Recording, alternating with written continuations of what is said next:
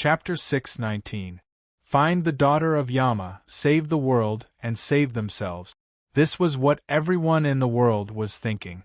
After confirming that the daughter of Yama was hiding in the Ueluan kingdom, the Buddhism sect naturally wanted to get rid of Sangsang. Even under such circumstances, Ning Ke hid in Chaoyang City with Sangsang, visited many Buddhist temples inside and outside the city, and calmly studied Buddhism and read scriptures.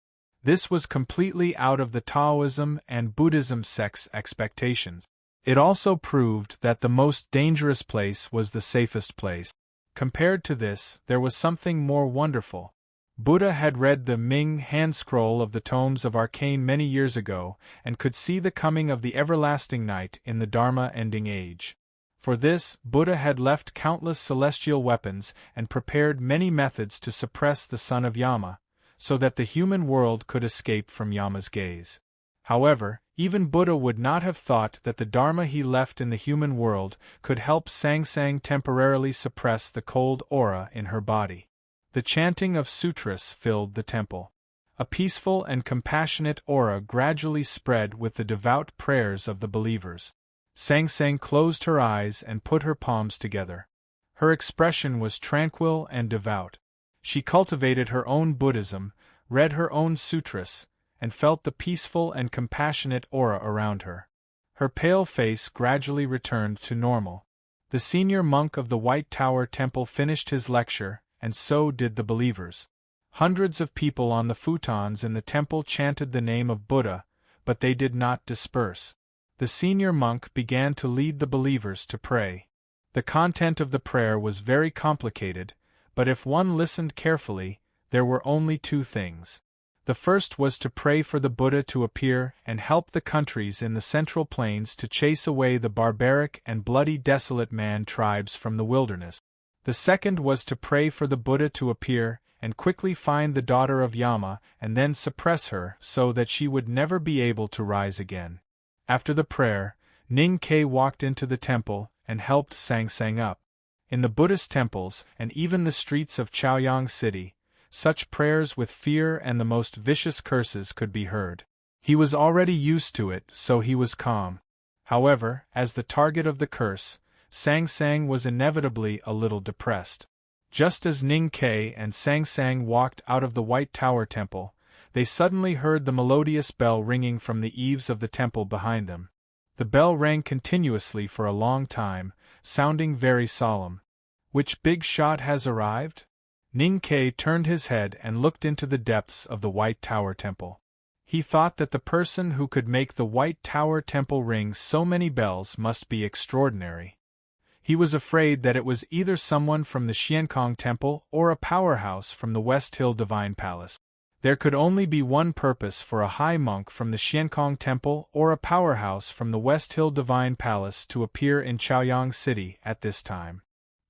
He frowned and became more vigilant.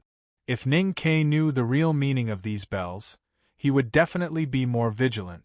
If he had the chance to hear the voice behind the bells, he would definitely leave Chaoyang City with Sangsang immediately. In the depths of the Buddhist temple, the bells slowly stopped ringing. In a remote Buddhist hall, the abbot of the White Tower Temple and a few elders of extremely high seniority knelt respectfully on the ground. An old and peaceful voice echoed in the hall. Beneath the clouds. Winter was coming to an end. In many countries in the world, such as the Great River Kingdom or the South Jin Kingdom, spring had already covered both sides of the river. In the Lank Temple on the Hua Mountain that was being rebuilt, wildflowers were also in full bloom. But there were more places that were waiting for the arrival of spring. For example, the capital of the Ueluan Kingdom, which was already full of spring in the past years, was still in the final stages of winter because of the clouds that covered the sky for hundreds of days and the relatively low temperature. In the depths of the wilderness in the far northeast, the desolate man tribe was constantly hurt by the cold and betrayal. The wilderness, which had been extremely turbulent and bloody for the past year, once again welcomed a tragic war after a few dozen days of peace. Countless lives were coldly harvested. In the late autumn, the Desolate Man tribe had just reached an alliance agreement with the Left King's palace. Both parties swore a blood oath with their respective tribes' ancestral spirits. The senior statesmen of the Desolate Man tribe were slightly relieved and were planning to join forces with the Left King's palace to attack the Central Plains Coalition army in the coming spring and summer. However, the Desolate Man did not expect that the Left King's palace would dare to betray their own ancestral spirits. In the middle of winter, the Left King's palace brazenly tore up the alliance agreement that had not even dried yet. They joined hands with the West Hill Divine Palace and received a large batch of provisions from the grassland. Then, they led the Central Plains Coalition army and ventured 800 miles to the north against the bitter cold. They launched a surprise attack on the second largest settlement of the Desolate Man's tribe. Although the Desolate Man were brave and extremely strong, and every adult was a natural warrior, there were too few of them. The whole year of war had sharply reduced the winter rations they had stored. It was almost as if they were fighting with half an empty stomach.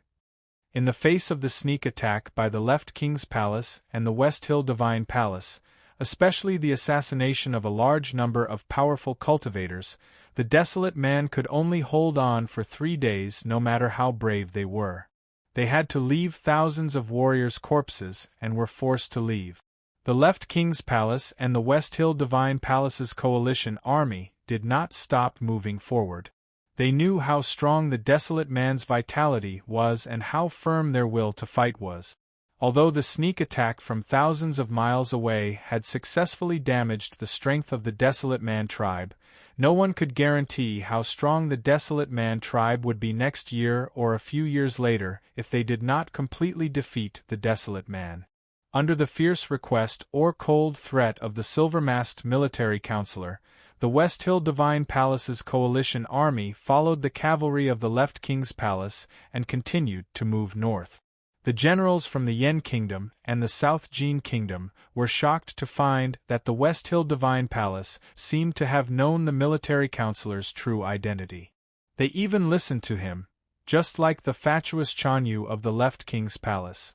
The chase in the harsh winter, which was too cruel for both sides, lasted for 5 days. On the snow-covered wilderness, the frozen corpses of the Central Plainsmen, barbarians, and desolate men were scattered everywhere. The corpses were so hard that the vultures were unwilling to eat them. After death, they could finally live together peacefully. On the 5th night of the bitter and cruel pursuit, Tang, the world wayfarer of the Devil's Doctrine, finally managed to sneak into the camp without being noticed by the dozen array tactical masters that the West Hill Divine Palace had placed outside the military camp. In the tent in the wind and snow, Tang did not see the panicked generals from various countries, nor did he see the shrieking secretaries. What he saw were dozens of cultivation powerhouses from various countries who were already prepared, and the military counselor sitting behind the desk. The military counselor wore a silver mask. There were 2 bowls of cool wine on the desk. His face that was not covered by the mask looked calm and natural, as if he was a good host who had been waiting for a long time for a guest but was not anxious. Tang knew who the military counselor was. He looked around at the powerhouses in the tent and said, "It seems that you are indeed the one in charge of the Left King's palace. No wonder those barbarians dared to betray their ancestors. But in my opinion, no matter what happened to you, you are still a coward. So you will never be able to catch up with Ningquebec." Long Qing did not continue Tang's words. He pointed at the 2 bowls of wine on the desk and said calmly, "After I left Chang, and that year, I never drank again. It was not because I was afraid of making mistakes, but because I could not find anything in the world that was worth drinking for. Until I found out that you might come to kill me." Tang asked, "Being killed by me is indeed something worth celebrating." Long Qing shook his head and said calmly, "I had already guessed that you would come to kill me like how you killed Xia Ho. Since you are still so stupid, I will not be as stupid as Xia Ho, who cherishes the lives of his subordinates. So naturally you will be killed by me." Of course, it is something worth celebrating that I have killed the world wayfarer of the devil's doctrine and the #1 powerhouse of the desolate man. After you die, I will ask the generals to stab a spear into your head and patrol in front of the battle. Although it may not shake the fighting spirit of the desolate man, it can make their brains more difficult to use. They will not try to continue to escape to the north. Then this pursuit will become the final battle. He looked at Tang with a smile and continued, after you die, the devil's doctrine will be gone, and so will the desolate man. If I were you, I would not put myself in danger no matter what. However, I still want to thank you for letting me become the person who ended the history of the devil's doctrine and the history of the desolate man. Then, in the history books of the future, whether it is Ku Hauran who broke into the devil's doctrine with a single sword or the Tang cavalry 1,000 years ago, they will all be below me. Tang looked at Long Qing, who was behind the desk, and said, I admit that you are very good at commanding on the battlefield. I also admit that your thinking is more complicated than mine. However, your level is still too low, so there are many things that you will never understand. Not to mention the Tang cavalry and Mr. Ku 1,000 years ago, the current you is not even comparable to Xiaohou. Long Qing's eyes lit up slightly and said, Please enlighten me. Tang slowly raised his right hand and clenched it into a fist. The animal skin that bound the iron fist creaked and said, If it is an ambush, then you need to kill me. If you can't kill me today, then it can only be called an ambush. There have been countless ambushes in the past thousands of years. Those that can be written in the history books are all jokes. Long Qing's eyes became brighter and brighter. He said, I know that you are very powerful.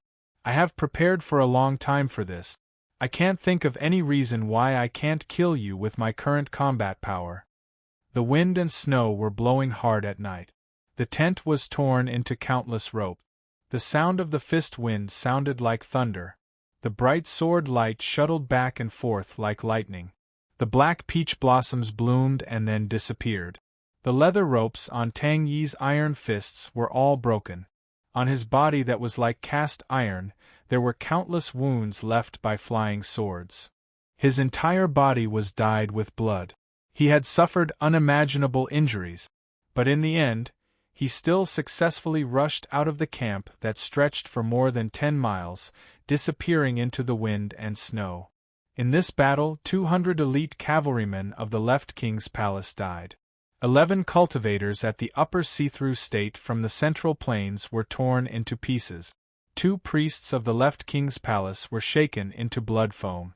A powerhouse at the peak of the knowing destiny state from Haotian Taoism, who had lived in seclusion in the kingdom of Song for many years, had a bloody hole the size of a bowl in his chest and abdomen. He died with his eyes open. Long Qing's natal peach blossom was smashed into pieces by a simple iron fist. He was thrown far away and vomited blood. His silver mask and black robe were completely dyed red. Before the battle, Long Qing could not understand why Dun was still confident that he could survive, given the combat strength at that time. After the battle ended, he supported his weak and injured body to review and deduce for a long time, but he still could not understand why he could not kill Dun. Just as Tang had said, Long Qing was now at the upper knowing destiny state. Although his plans were excellent and accurate, he was still far from the cavalry of the Tang Empire thousands of years ago. He was not as good as Xiaohou, and was not qualified to be mentioned in the same breath as Mr. Ku.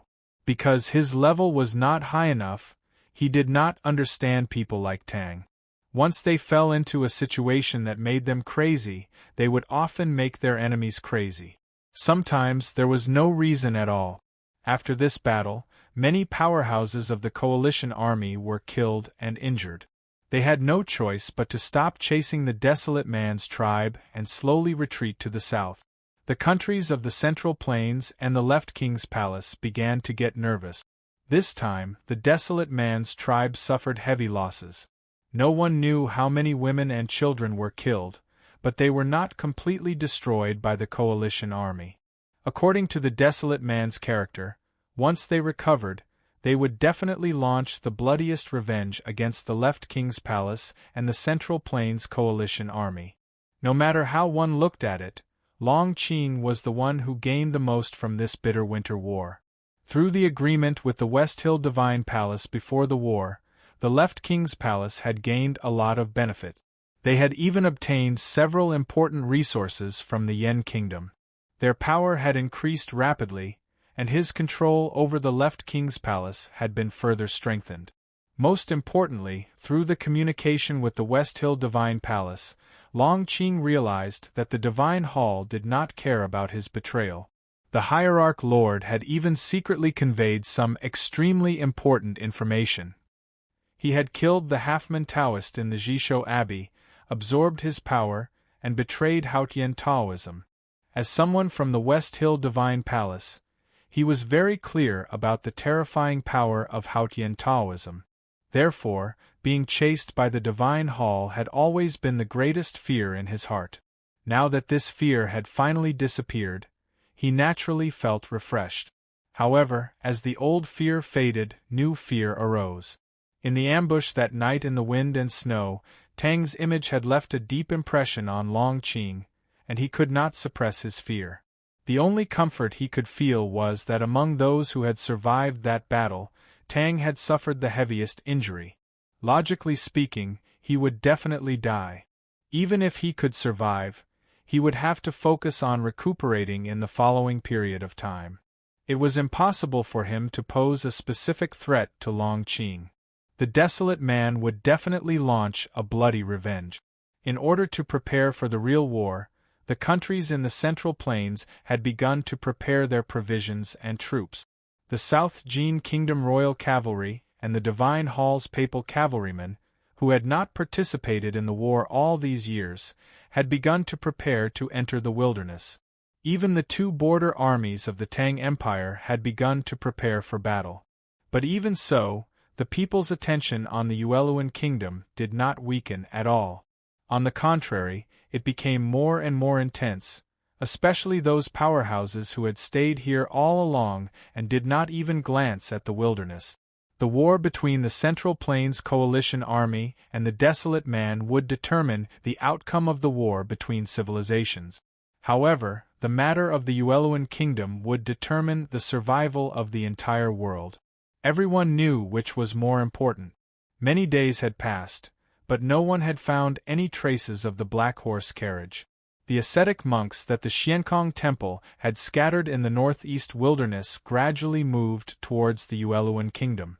In a Zen temple more than 100 miles north of Chaoyang City, the chief monk of the Xiankong Temple's Hall of Respect, Master Chi Mei, was quietly listening to the voice in front of the Buddha statue. He is under the clouds. The clouds above Chaoyang City had not dispersed and had already attracted the attention of many cultivators. Many powerhouses from the Buddhist and Taoist sects had already quietly sneaked into the city. At this time, after hearing the voice of the chief monk of scripture, Chi Mei no longer hesitated. He rushed to Chaoyang City that night and entered the White Tower Temple.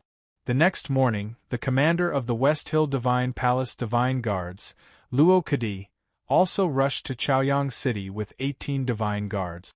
At this time, a cloud floated in the blue sky outside the city and merged into the thick clouds above the city. The clouds above Chaoyang City were getting thicker and thicker. It was very difficult for sunlight to pass through, so it looked darker and darker. There was a feeling of dark clouds pressing down on the city, but no one knew when it would really snow or rain. Inside the White Tower Temple, Chi Mei looked at the man who was as burly as a mountain in front of him.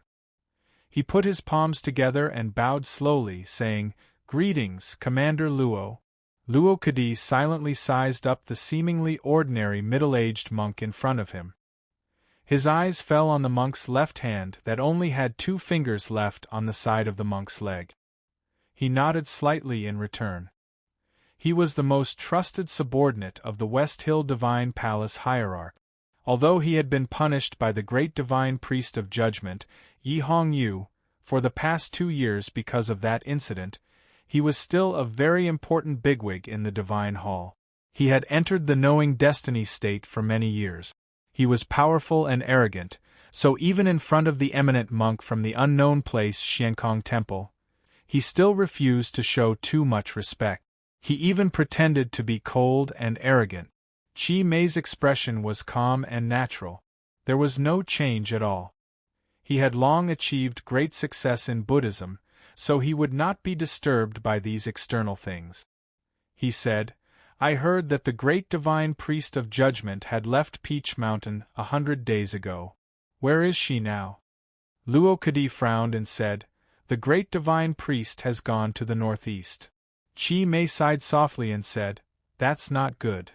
Luo Kadi said, "If Ning Ke and the daughter of Yama are really in Chaoyang City, we can just find them and kill them. What's wrong with that?" Qi Mei said, "There are too few people from Haotian Taoism this time. I don't know if it's because the Abbey Dean is traveling overseas or for some other reason. This time, when the daughter of Yama appeared, you guys did not respond appropriately." Luo Kadi frowned slightly and said in a low voice, "We don't need too many people to kill Ning Ke. Besides, do you think that the 18 divine guards and I are too weak?" Qi Mei said, "In the battle at the Lank Temple, even senior brother Qin Yan and Mr. Yi could not stop Ning Ke and the daughter of Yama. Why does the commander think that we can stop them?" Luo Kadi thought of what Mr. First and Second of the Academy had done in the Lank Temple. His expression turned serious and he asked, "Will Master Qin Yan come?" Qi Mei said, "Senior brother Qin Yan was seriously injured in the Lank Temple and is still recuperating." Luo Kadi said, "If that's the case, what about the people from the Academy?" Qi Mei said, "If the people from the Academy come, the Xiankong Temple will have a solution." "We are still talking about Ning Quebec," Luo Kadi said coldly. "Although there are not many people from Haotian Taoism, there are many people in Chaoyang City. If this is a war, why should we spare our lives? The hierarch wants me to ask if the daughter of Yama can die. If thousands of people die in Chaoyang City, will the Buddhism sect do it or not?" Qi Mei was silent for a long time and then said, "The human world is people's home. In order to stop this catastrophe, I think no one will be unwilling to sacrifice their life. We have no choice but to ask all living beings to help." Amended 201211210330, to be continued. If you like this work, please come to Chidien.com to vote for me. Your support is my greatest motivation. Chapter 620. Luo Kadi recalled that the middle-aged monk had said that if the academy sent someone, the Xiankong Temple would have its own way. He suddenly thought of a possibility and asked in disbelief, "Will the chief preaching monk do something?" Qi Mei said calmly, "My teacher will not do anything."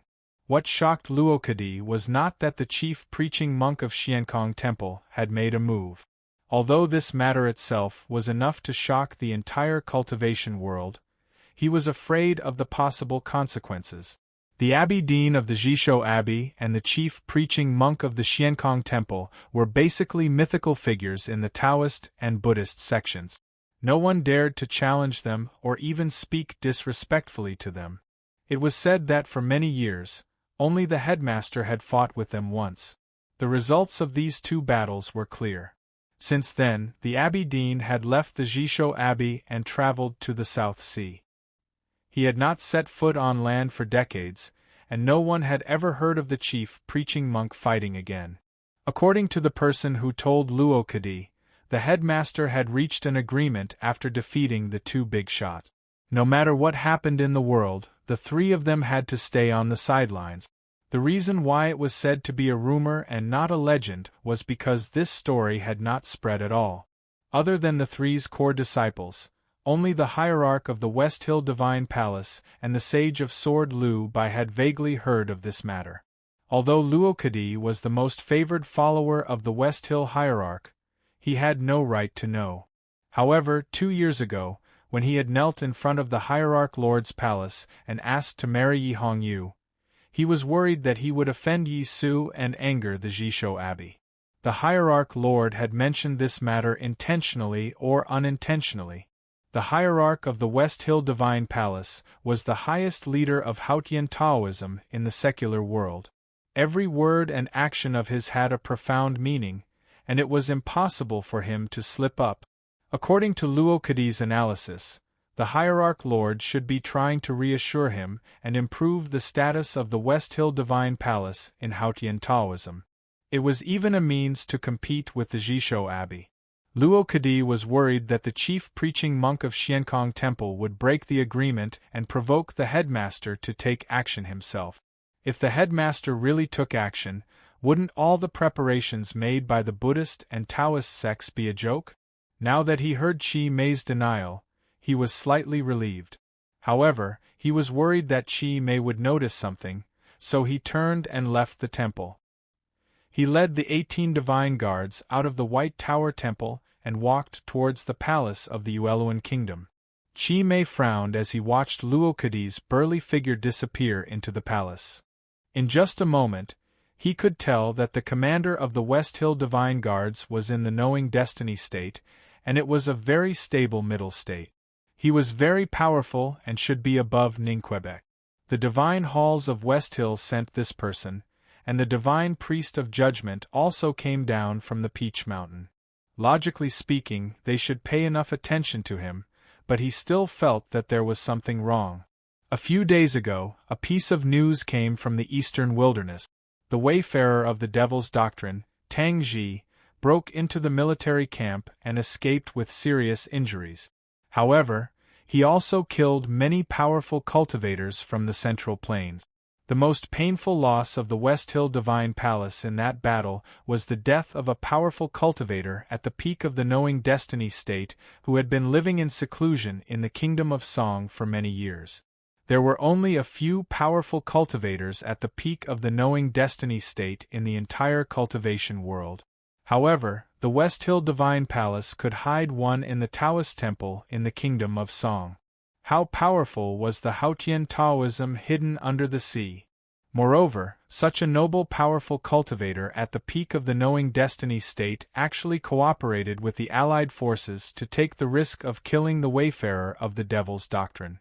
The West Hill Divine Palace was willing to invest so much power and paid such a high price in the wilderness. Facing the catastrophe of the world, the West Hill Divine Palace also invested a lot of power in the Yueluan kingdom. However, it was still too stingy in comparison. It was hard not to arouse suspicion. You were so hurt by the headmaster's stick that you still don't want to face the academy at this time? In your eyes, if the daughter of Yama is a bowl of porridge, then the Xiankong Temple is the spoon. You don't want to do anything, but you want the spoon to scoop out the porridge. Abby Dean, you are really calculating. Chi Mei slowly walked out of the hall. He looked up at the thick black clouds in the sky and thought silently in his heart. The people from the Xiankong Temple, the West Hill Divine Palace, and the people in Countless Street. No matter how powerful Ning Ke was, he could only die. However, he killed the daughter of Yama and saved the world. No matter how unreasonable the academy was, they could not use this as an excuse to take revenge on the Buddhism and Buddhism sects. However, the story in the autumn rain at the Lank Temple a year ago had already proved that if they wanted to kill the daughter of Yama, they had to kill Ningquebec, killing the last disciple of the headmaster. No matter whether there was a reason or not, no matter what the situation was at that time, the people on the second floor of the academy would find their own reason and then be angry. Chi Mei believed that after this, the cultivation world would be in turmoil. And the person who killed Ning Ke would eventually be killed, even if he hid in the South Sea like the Abbey Dean. Listening to the sound of scriptures in the front temple and looking at the dark clouds above, he was silent for a long time. His expression changed from worry to determination and calmness. He murmured, "If I don't enter the netherworld, who will?" Winter left and spring was coming. Everything was as usual. The thick clouds were still suspended in the sky above Chaoyang City, motionless. The smell of burning incense in the streets was still as strong. The business of the carriage and horse business was as prosperous as usual. The sound of chanting scriptures could still be heard in the back gardens of officials and rich businessmen. Only occasionally there would be news of a young lady's sudden death. Ning Ke looked calm on the surface, but he was very anxious and under great pressure. The thick clouds in the sky seemed to be pressing on him, making it difficult for him to breathe. He did not know what those thicker and darker clouds meant, but he vaguely guessed that it had something to do with Sang Sang. The pursuit after exposing his whereabouts made him even more uneasy. If it was only the powerhouses of Buddhism and Taoism who wanted to kill him, it would not be a big deal. What he was really vigilant about was whether the cultivation world would let the ordinary people in the secular world join in the war. He was not referring to the wanted posters and the search of the army, but to the real ordinary people, the thousands and countless ordinary people in the whole world. There had always been an unwritten rule in the cultivation world. The battle between cultivators should avoid affecting the lives of the secular world as much as possible and avoid involving the ordinary people. However, the pursuit of Sang Sang was related to the danger of the destruction of the world. Ning Ke believed that the Buddhism and Taoism would definitely not care about these rules. It was not terrible to be the enemy of the whole world, but it was terrible to be the enemy of everyone in the world. No matter where you went and what you did, you would face endless attacks. That would be the most terrible thing. Being hit by a spoon every moment, and never stopped being hit by a spoon. That spoon would not be broken. No matter where you hid, that spoon would find you and hit you on the head. Even if you were not hit to death, you would be tortured to death, unless you could kill the person holding the spoon. But now everyone in the world was holding a spoon in their hand. Could you kill everyone in the world? The last two sentences are about the spoon killing. I have read it before and like it very much. It is very scary. I recommend it. The 6th morning of the first chapter is changed to the 5th night, and I have also corrected some mistakes. I hope to reduce the mistakes as much as possible.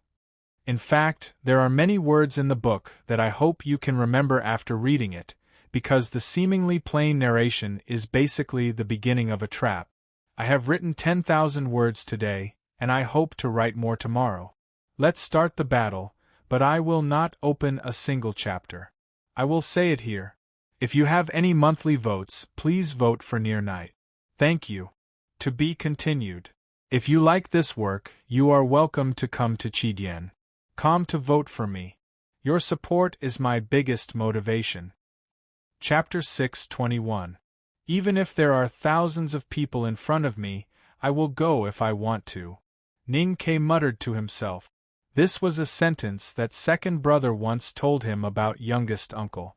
When he heard this sentence, he was overwhelmed with emotions and felt hot all over. However, it seemed that he had to face such a situation now. Only then did he realize that it was not so simple. Sang Sang was warming her feet with hot water. When she heard this sentence, she was slightly startled and said, "How heroic." Ning Ke sat on the small stool in front of the basin and lowered his head to rub her feet. He said with a smile, "When the enemy invades and the evil forces are rampant, you will be a hero no matter how you kill. Only a hero can be called a hero. But now we are the villains, the legendary devils. If we kill thousands of people with a sword, it is called killing the innocent. It is cruel and evil. It has nothing to do with being a hero." Sang Sang's little feet were still so white, like a white lotus in the wooden basin. She looked at Ning Ke, who kept rubbing her feet, and asked, "Is it important to be a hero?" Ning Ke took off the towel from his shoulder and lifted her feet out of the basin. He dried them carefully and put them on his knees. He rubbed them again and put on thick cotton socks for her. He said, "You know me. As long as I can survive, I don't mind killing people. But it is better if I can be cool when I kill people." Sang Sang tightened the laces of the socks, turned from the chair to the bed, lifted the thick quilt and got in. Only her little face was exposed. She stared at Ning Ke and asked confusedly, "What do you mean by cool?" Ning Ke looked at the water in the basin, which was still warm. He took off his shoes and put his feet in. He answered casually, "It means being handsome with no expression." Sang Sang asked confusedly, "How can I be handsome with no expression?" Ning Ke said, "Haven't you seen second brother's dead face?" Sang Sang seemed to understand and said, "Mr. Second is really handsome. But I still don't understand why it is called cool. Besides, we are all killing people. Why do we care about being handsome?" You have never heard of such words as cold, arrogant, and arrogant. Naturally, you don't understand the truth. Not to mention killing people, even if you want to take a bath or go to the toilet, you can be extremely handsome, Ning Ke said with a smile. He got up and went outside to pour out the water for washing his feet. When he walked back to his room, he suddenly remembered something. He rummaged through his luggage for a long time and took out a wooden box. In the box were 2 pairs of glasses made of ink. He took out one and put it on the bridge of his nose. Then, he walked to the bed and looked at Sang Sang expressionlessly like second brother. "Is it cool?" Sang Sang looked at him and couldn't help but laugh. Then, she thought of something and looked at the hair in front of her, frowning slightly. In autumn, her hair was cut short by Ning Quebec. It looked refreshing, but it was difficult to tie her black hair after it was cut short. She tried several times with a hairpin, but failed to stop her hair from flying in front of her eyes. She puckered her lips and blew her hair away from her eyes. Suddenly, she asked absent-mindedly, "Did Mr. Six make this thing on your face and that pair of glasses together?" She might be pouting because she was drying her hair, or she might be expressing some kind of dissatisfaction and acting coquettishly. Ning Ke was startled. He took off his glasses and said, "How would I remember that?" Sang Sang said, "You have been hiding the glasses in your luggage. How could you not remember that?" Ning Ke said, "When we were about to leave the Lank Temple, you were the one who took the glasses out of your luggage and threw them to her." Sang Sang pulled the quilt higher to cover her chin, which had become thinner because of her illness. She didn't want to look too mean, but she pretended to be wronged and said, "You put the glasses in your luggage because you thought that you might meet Miss Shanshan in the Lank Temple. So you planned to give them to her when you met her." Recently, Sang Sang occasionally got jealous and lost her temper. With Ning Ke's temperament in the past, he would have long lost control. But now, no matter how angry Sang Sang was, he just smiled. Because he thought that Sang Sang was very cute. Sang Sang's short hair was refreshing and cute. Her 2 white front teeth were silly and cute. She was charming and cute when she pretended to be angry. She was cute when she frowned when she slept. She was cute when she held 2 long chopsticks when she ate. No matter what she did or didn't do, she was still cute. Ning Ke was in a very good mood. He reached out and messed up her short hair. He shouted, "My Sang Sang can't be so cute. Tell me, which cave did you come from?" "I am the daughter of Yama. I am a witch." Sang Sang grabbed the edge of the quilt with both hands and opened her eyes wide. She looked at him seriously, but she couldn't help giggling. She looked extremely cute. A crow's unpleasant caw came from outside the window. Ning Ke patted her slightly cold face and said gently, "I'll go out and have a look. You go to sleep first." Sang Sang said, "Be careful." Ning Ke nodded and pushed the door into the small courtyard. It was already dusk. The sun was slowly setting in the west. The red light shone into Chaoyang City and the thick clouds in the sky, giving it a strange red color. He looked up at the thick clouds burning like a sea of fire above his head. He shook his head and left. Sang Sang put on a fur coat and climbed out of the quilt. She walked to the window and skillfully prepared to block the light. Suddenly, she saw the burning clouds in the sky. Her little hand that was pulling the curtain paused. Ning Ke didn't know what those clouds represented. He only knew that they were related to her. She didn't know what those clouds represented either. But she knew that they might mean her departure or even death. Just as the previous joke said, Sang Sang couldn't be so cute. Sang Sang just wanted to show her cutest side in the last days before her death. She hoped that she could leave Ning Ke some good memories instead of sad ones. The whole world was their enemy. Ning Ke knew that if he and Sang Sang were hiding in Chang'an, they would have been found and killed by the Tang Empire. Fortunately, they were hiding in Chaoyang City. The government of the Yueluan Kingdom was extremely inefficient. Although the people who were devout to Buddhism feared and hated the daughter of Yama, none of them would get rid of their lazy nature to help the Buddhism sect and the government in their search. It was because of these reasons that he and Sang Sang could hide in this city for an entire winter. But now that he was alarmed, it was time to leave. Ning Ke didn't go out of the city, although he wanted to confirm whether the big black horse and the carriage were safe. He went directly to a garden behind the imperial palace and walked along the walls of the White Tower Temple to the side door of the imperial palace.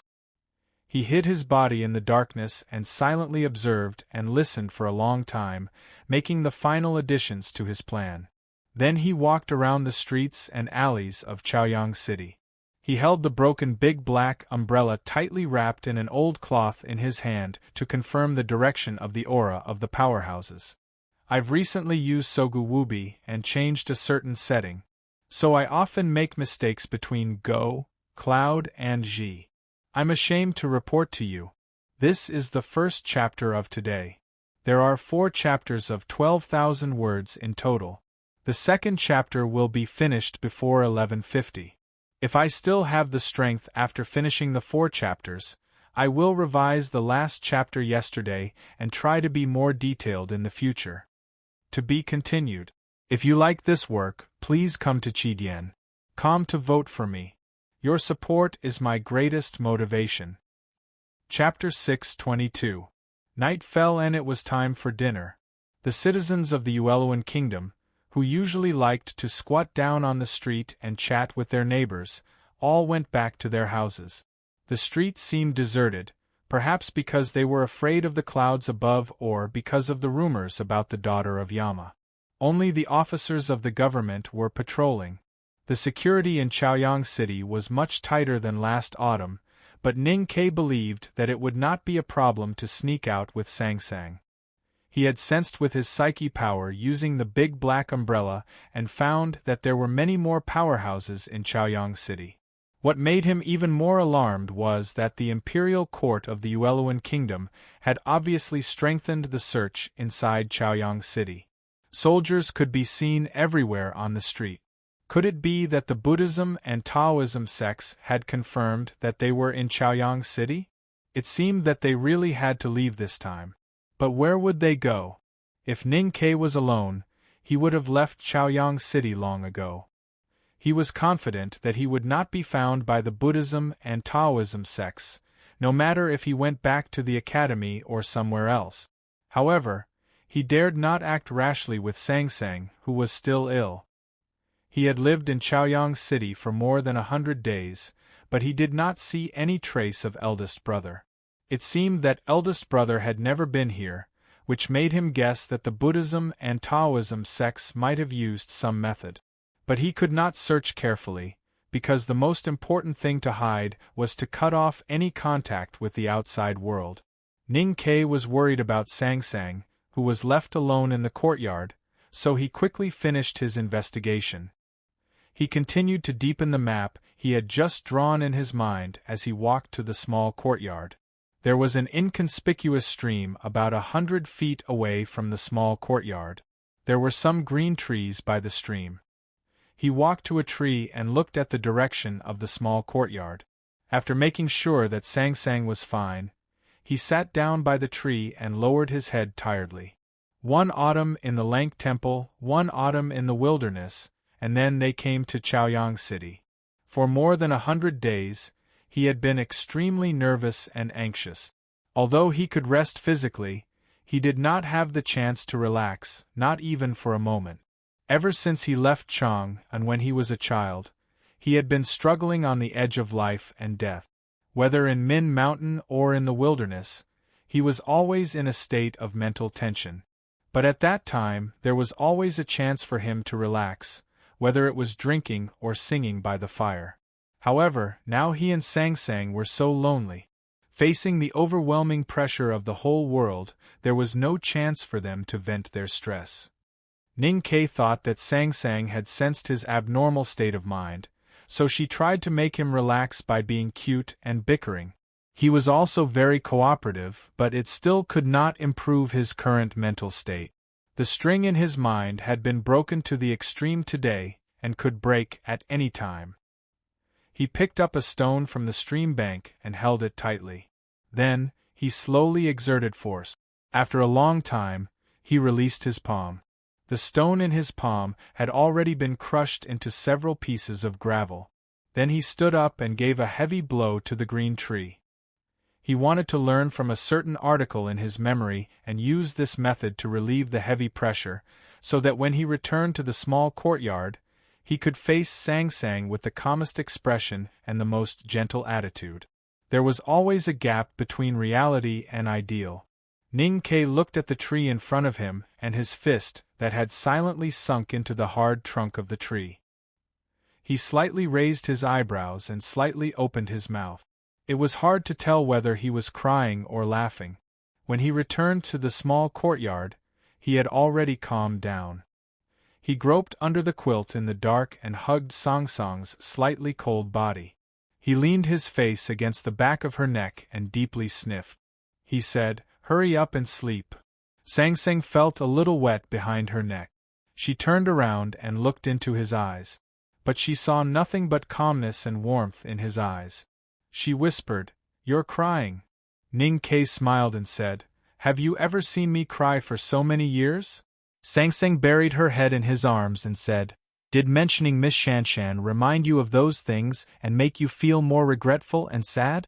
Is that why you're sad?" This was something they often did these days. But Ning Ke was not in the mood, so he just silently held her in his arms and gently stroked her back, conveying the warmth of his palm. Sang Sang was silent for a long time and suddenly said, "Am I very stupid?" Ning Ke asked, "Why are you stupid?" Sang Sang raised her head and looked at him. She said, "I'm not cute, but I want to pretend to be cute to make you happy. I pretend to be ugly, and sometimes I even pretend to be unreasonable." Ning Ke looked at her and said, "You're cute." Sang Sang whispered, "Why am I cute?" Ning Ke said, "You're the only girl I can love, so you're cute." Sang Sang smiled and said, "So mushy, so sour." Ning Ke also smiled and said, "Pippi taught me this sentence." Sang Sang was still smiling, but tears had wet her cheeks. Ning Ke reached out and flicked the tears off her face. He said, "I haven't seen you cry since you were 5 years old." Sang Sang said, "I cried once a few years ago, the night I left the old brush pen shop." Ning Ke said, "Don't cry in the future." Sang Sang lowered her head and gently hummed. Ning Ke's lips fell on her smooth forehead and then moved down to her lips. Sang Sang slightly opened her eyes and slightly parted her lip. Ning Ke hugged her tightly and kissed her quietly and attentively, as if he wanted to completely press her thin body into his. Only in this way could he prevent her from being seen and taken away by others. Sang Sang was 16 years old this year. Although she was thin, she had grown into a young girl and had her own charm. Ning Ke put his hands into her clothes and gently stroked them. Sang Sang whispered, "Let's have a baby. When you recover." Ning Ke looked at her seemingly transparent eyes and said, "What if I can't recover? We'll leave Chaoyang City in 2 days. We'll think about it after we find a safe place." But where is the real safe place? The academy? If we can't go back to the academy, then a place without people is the safest place. The clouds in the sky became bigger and thicker. The shadows cast by the clouds had already shrouded most of Chaoyang City. When the sun rose, Chaoyang City welcomed a very short moment of morning light. Then, as the sun rose above the clouds, the city fell into gloomy weather again.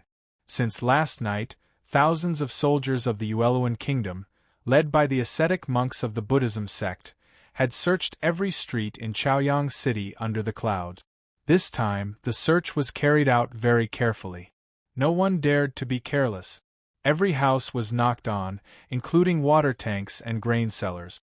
Only after Li Zheng and the 3 neighbors confirmed that there were no outsiders living in the house, Would they stick a piece of red paper on the door to indicate that there was no problem?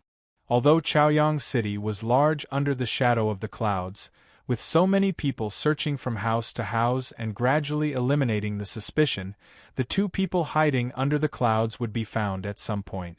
That moment came earlier than everyone had expected. Neither Master Chi Mei of Xiankong Temple nor Luo Kadi and his 18 West Hill Divine Guards had expected it. An ascetic monk from Xiankong Temple was leading a dozen soldiers to search along a stream. Suddenly, a black crow appeared on a withered tree in front of him. The ascetic monk looked at the crow and frowned slightly. He waved his hand, intending to drive it away. However, the black crow did not seem to be afraid of him. Instead, it cawed at him several times. After a few caws, the black crow left the branch and flew around the ascetic monk's head 3 times. Then, it flew upstream and landed on another tree about 100 feet away. It cawed a few more times. Cultivators in the world were basically believers of Haotian. Although the disciples of the Buddhism sect worshipped Buddha, they believed in those things in the unseen world. Seeing the strange behavior of the black crow, the ascetic monk's expression became serious. He signaled the dozen soldiers to search where they were and then followed the black crow to the north of the stream. After walking for about a few miles and about 5 or 6 streets, the ascetic monk saw the black crow fly into a small courtyard about 100 feet away from the stream. His expression changed slightly. Then, the ascetic monk's gaze fell on a green tree in front of him. He saw a clear fist-shaped hole in the hard trunk. His pupils shrank and his expression changed. He suddenly thought that if the 2 people in the small courtyard were really those 2 people of legend, then his Dhyana heart would probably be sensed by them in an instant due to his fear. Thinking of this, he actually concentrated his Dhyana heart and calmed his mind, forcefully expelling everything he had seen and guessed from his mind. The ascetic monk put his palms together. He was expressionless and did not think. Like a muddle-headed clay statue, he slowly walked away from the stream. He passed through the narrow alley and followed his instincts in the depths of his consciousness to walk somewhere.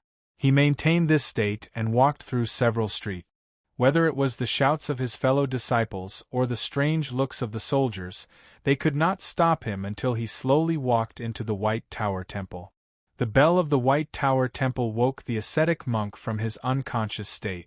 Looking at his fellow disciples who had surrounded him, his eyes were filled with confusion.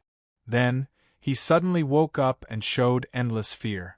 With a puff, he spat out blood and said weakly, "Found it." Luo Kadi looked at the small courtyard in the distance.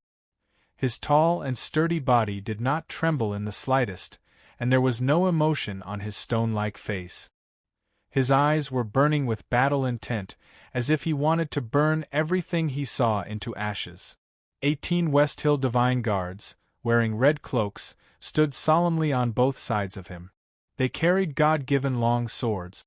Looking at the width of the scabbards, one could imagine how heavy these God-given long swords were. Master Chi Mei stood beside Luo Kadi and looked quietly at the small courtyard in the distance. After a long silence, he said, "Who would have thought that the daughter of Yama would be hiding in Chaoyang City?" The 2 powerhouses stood 2 streets away from the small courtyard. They maintained this distance because the murderous intent on them was too strong. It was so strong that they could not hide it even with their state. Chapter 3, Strive for 1:30. To be continued. If you like this work, please come to Chidien.com to vote for me. Your support is my greatest motivation. Chapter 6:23.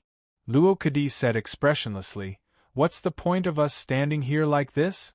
Are we waiting for Ning Ke to come out or for Ning Ke to leave? If we can only watch, why did we come all the way to the Ueluan Kingdom? If we are here to take action, why don't we take action? Why do we have to wait here?" Master Chi Mei said calmly, "Buddha is merciful, but there are also times when Vajra is angry. Since we are here, we are not here to watch them leave, but to watch the daughter of Yama die. As for waiting, the entire human world has been waiting for more than a year. What's the point of waiting a little longer? Luokadi said, Waiting for who? Chi-Mei said, Waiting for the chief preaching monk to enter the city. According to the distance, it should be soon. Luokadi's expression froze. He thought to himself, Yesterday you said that the chief preaching monk would not take action. Why did you say that the chief preaching monk was entering the city now? He could not help but say in a cold voice, Ning Ke can't leave Chaoyang City with just us. Chi-Mei looked up at Luokadi's eyes and said with a smile, Have you noticed that since we knew that Ning Ke was hiding in this small courtyard in the White Tower Temple, we have been talking more? Luokadi raised his eyebrows slightly and said in a low voice, So what? Chi-Mei sighed and said, This shows that we are all a little nervous now. Luokadi said, You are the chief monk of the Hall of Respect of Xiankong Temple, and I am the commander of the Divine Guards of the West Hill Divine Palace. We are both above Ning Ke in terms of strength and state. Moreover, the Hierarch Lord and the chief preaching monk chose us to kill the daughter of Yama. You and I both understand the reason. Even if Ning Ke is the core disciple of the headmaster of Academy, how can he escape? The more you explain, the more nervous you are. I am willing to admit it because it is not shameful. According to the time in the human world, Ning Ke has only been in the knowing destiny state for less than half a year. Logically, he can't beat us.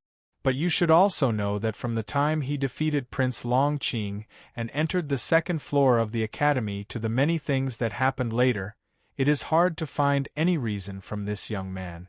Master Chi-Mei said indifferently, The most important thing is that although the daughter of Yama has not recovered from her serious illness and her body is weak, at the last moment, how can you be sure that she can't shine as brightly as she did at the snow lake in Chang'an? Luokadi was silent. He felt that his emotions were slightly agitated. He took a deep breath. This breath was extremely domineering. His chest was like a mountain rising from the plains, swelling up. At this moment, his expression suddenly changed. The small courtyard in the distance was still quiet. He did not see anyone, nor did he see any movement, but he felt an extremely strong sense of danger. Luokadi let out a shrill howl, and stomped his right foot heavily on the ground. His stomp caused the ground to shatter into pieces. Borrowing the huge recoil force, he fell backwards without any hesitation. At this moment, he let out a shrill howl, not only to warn the people around him, but also because he was taking a deep breath at this moment. His chest and abdomen were filled with countless air. If he did not release these air in the shortest time possible, then he would not be able to obtain the fastest speed. Once he was attacked, it was very likely that he would lose his chi and be seriously injured. At the same time when Luokadi's howl sounded, an extremely round small hole suddenly appeared on the wooden door of the small courtyard in the distance. The hole was no more than 3 fingers wide, and no splinters of wood could be seen. It appeared silently and strangely. The dark and sharp iron arrow ignored time, traversing a distance of dozens of feet and arriving in front of Luokadi. Ning Ke had aimed at the moment when Luokadi took a deep breath to shoot the arrow. How could he let him dodge it? The dark iron arrow shot Luokadi's left shoulder. It was obviously just an arrow, but the effect it produced was like a big hammer falling from the sky and smashing on a majestic mountain peak, making a thunderous sound. An extremely powerful talisman suddenly appeared on the armor under Luokadi's cloak. The surface of the armor flashed with extremely thin golden lines, trying to block the iron arrow outside of the armor. The armor he was wearing was a Divine Talisman armor jointly made by the Divine Talisman Masters of the West Hill Divine Palace and the Ministry of Works of the South Jin Kingdom. Even in the entire West Hill Divine Palace, there were only 3 armors of this level, and they were only slightly weaker than the armor that Xiaoho wore. If not for the Hierarch Lord's trust in him, he would not have been qualified to wear it. The reason why Luokadi looked down on Ninkei was because he believed that Ninkei's most powerful weapon, the primordial 13 arrows, could not pose any threat to him. However, before the strange thin round arrow hole appeared on the door of the small courtyard, when he had just sensed the strong sense of danger, he knew that he was wrong. At the Lake of Winter, Ninkei was only in the upper state of see-through. At that time, the iron arrow in his hand could already make Xia Ho embarrassed. Later, in front of the Red Lotus Temple, he shot Long Qing until he exploded his natal energy. Now that he had entered the knowing destiny state, his iron arrow could even make people like Qin Yan and Yi Su feel a little afraid, not to mention Luokadi. The iron arrow stabbed into the armor fiercely. The tail of the arrow trembled at a high speed, and the sharp arrowhead kept spinning, tearing a hole in the divine talisman armor that was glowing with golden light. Then, it continued to smash Luokadi's protective genuine chi, and suddenly penetrated deep. Luokadi fell heavily on the ground, like a mountain collapsing, and countless smoke and dust splashed. There was a horrifying big hole in his armor. The inside of the hole was a mess of flesh and blood, and even the bones could be seen. Countless amounts of blood spurted out of the hole like a waterfall. As the commander of the West Hill Divine Palace, he had gone through countless battles over the past decades and had incomparably rich combat experience. That was why he could sense the danger in advance before Ning Kei shot the arrow. He forced out his chi like a collapsing jade mountain and did not let the terrible iron arrow hit his heart. Even so, this arrogant bigwig of the West Hill Divine Palace was still seriously injured.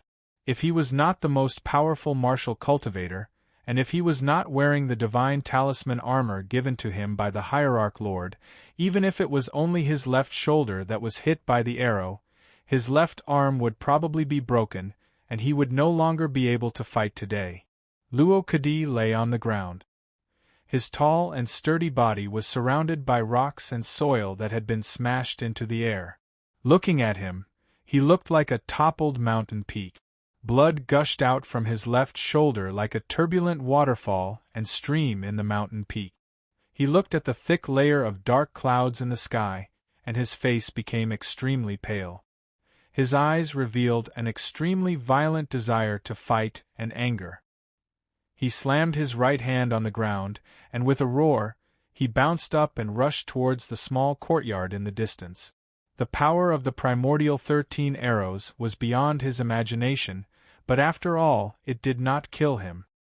He believed that as long as he moved, the person in the small courtyard would not be able to aim at his vital parts, such as his head and face.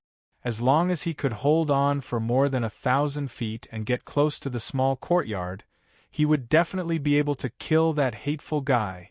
The 18 West Hill Divine Guards held the hilts of their swords and followed Luokadi to the small courtyard. Under the dark clouds, only their red cloaks could be seen fluttering, and their momentum was extremely majestic and shocking. It looked like thousands of men and horses. Luokadi, who was smashing towards the small courtyard like a mountain, and the 18 West Hill Divine Guards who followed closely behind him did not encounter the terrifying iron arrow sniping that they had imagined. This was because there was someone in the field who had a much faster reaction and speed than them. Just as Luokadi's roar came out of his lips, and the moment a strange arrow hole appeared on the wooden door of the small courtyard, Master Chi Mei moved. The straw sandals on his feet suddenly burst into countless pieces of dust. His body dragged a residual shadow, and in a few breaths, he swept to the door of the small courtyard. His body movement was as fast as the wind in the wilderness, which was extremely shocking. At that moment, when Chi Mei heard Luokadi's roar, he could not confirm that the target of the first iron arrow was Luokadi. However, he still did not avoid it. Instead, he swept to the small courtyard at the fastest speed. This was indeed an extremely risky gamble, but as long as he got closer to the small courtyard and shortened the distance between them, he could make the opponent's most powerful primordial 13 arrows lose most of its power. In order to kill the daughter of Yama, Chi Mei did not hesitate to fall into the netherworld. Faced with such a good opportunity, how would he be afraid to gamble? Chi Mei swept to the door of the small courtyard. His bare feet stepped heavily on the stone steps in front of the door, causing cracks to appear. His body stopped abruptly, and then without stopping, he flicked his monk's sleeves and hit the door of the courtyard. In the eyes of ordinary people, the most powerful skill of a cultivator was the sword-riding skill, which could attack from a very long distance. However, for those cultivators who really cultivated to the highest level, many people would return to their own bodies at the same time, whether it was the sword Garrett of South Jin Kingdom or the ascetic monks of Xiankong Temple. Chi Mei's monk's sleeves seemed ordinary, but in fact, they were mixed with countless chi of heaven and earth. With a flick, the power was like a boulder smashing out. In the cracking sound, the wooden door of the courtyard suddenly broke into countless pieces and shot toward the courtyard. This monk's sleeves were very experienced. Even if Ning Kei was behind the courtyard door with the iron bow ready to shoot, facing the countless pieces of wood flying toward him, he could only temporarily avoid it. As long as he could buy some time, Chi Mei would be able to get close to him. At this moment, the courtyard wall on the right side of the courtyard door suddenly collapsed. Dozens of bricks fell and splashed like rain. The old plaster smeared in the cracks of the bricks was shaken into fine dust like smoke and fog. Ning Kei's figure swept out from the rain of bricks and dust. He held the padao tightly in both hands and slashed at Chi Mei's back like lightning. At this time, Chi Mei had just retracted his monk's sleeves. The courtyard door had turned into countless pieces and was shooting. However, not to mention him, even Luo Kadi and the 18 West Hill Divine Guards, who were pouncing over like tigers, did not expect that Ning Kei was not behind the courtyard door. Instead, he broke through the wall and came out unexpectedly. The heavy padao cut through the air at high speed. However, because the speed was too fast, the shrill sound of the blade rubbing against the air was restrained in the momentum of the padao. It seemed so quiet. In addition, the dark shadow of the padao's gray blade made people feel that this padao did not come from the human world, but from the underworld. The sharp padao fell on Chi Mei's back, making a strange sound as if it had hit a broken piece of cotton. Chi Mei's back magically trembled violently. The muscles on his back seemed to have a life of their own. Some places began to relax, and some places began to tighten. When the strength of these muscles came together, it became a tough dam that could stop a 1,000-year flood. It wanted to clamp or block the padao that was rushing at his body like a flood. Ning Kei felt a strange force coming from the hilt of the padao, but he did not care about it. He shouted and the great spirit gushed out. The padao cut through the strange force and dragged the monk's neck all the way to his waist. There was a tearing sound. Chi Mei's monk robe was torn, and an extremely deep wound appeared under the robe. Blood was like a flood that overflowed the dam, overflowing from the horrible wound. 201211230 minor repair. To be continued. If you like this work, you are welcome to cast a recommendation vote or a monthly vote. Your support is my biggest motivation. Chapter 624. The blade was dragged on Master Chi Mei's back. In a very short period of time, there were many slight sounds of the blade rubbing against the bones. One could imagine what kind of pain Chi Mei was suffering.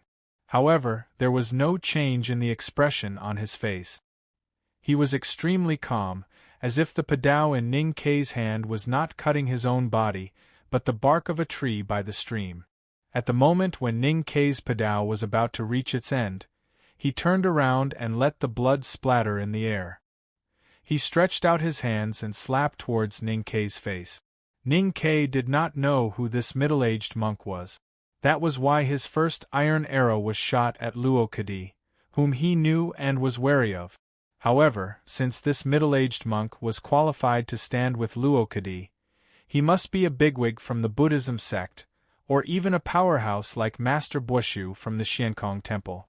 That was why he did not hold back. Even when the padao slashed the other party's back, he did not let his guard down. He keenly noticed that although the padao in his hand had left a terrible wound on the monk's back, the padao's power had been largely neutralized by the monk's strange trembling defense. The blade had only cut through the skin and flesh, but had not been able to cut through the other party's bones, much less injure the other party's internal organs. Since that was the case, the middle-aged monk's counterattack was naturally within his expectations. When the two pairs of slightly thin and branch-like palms attacked his face, he had already reacted. The padao in his hand rose from a low altitude and slashed horizontally from the left. With the majestic great spirit, it slashed towards the other party's body again. The blade whistled as it cut through the air. The sound was extremely shrill. Although it made a sound, its power was not much weaker than the first strike that broke through the wall. The expression on Chi Mei's face grew calmer. The two palms that were slapping towards Ning Kei's face suddenly spread out in the air. Like a shepherd boy playing a flute, they stretched towards both sides and were about to go towards the blade that was coming towards his eyes. Ning Kei shivered slightly. He did not believe that this powerful middle-aged monk was an idiot. Since the other party dared to use his bare hands to catch his padao, his hands were naturally extraordinary. In a split second, he saw the edges of the middle-aged monk's hands glowing with a golden luster. He could not help but think of the old monk he met in the depths of the wilderness. At that time, when Ning Kei shot an arrow, the old monk's left hand glowed with a golden luster and took the primordial 13 arrow head-on. Then it shattered. Recalling the scene at that time, Ning Kei believed that the middle-aged monk would not be able to use his palms to block the full force of his great spirit. The momentum of the knife was not hindered at all. Instead, it became more ferocious and continued to chop down. With a light snap, Master Chi Mei's right pinky finger touched the blade of the padao. Ning Kei only felt a strong force passing from the blade to the hilt, and then to his palm.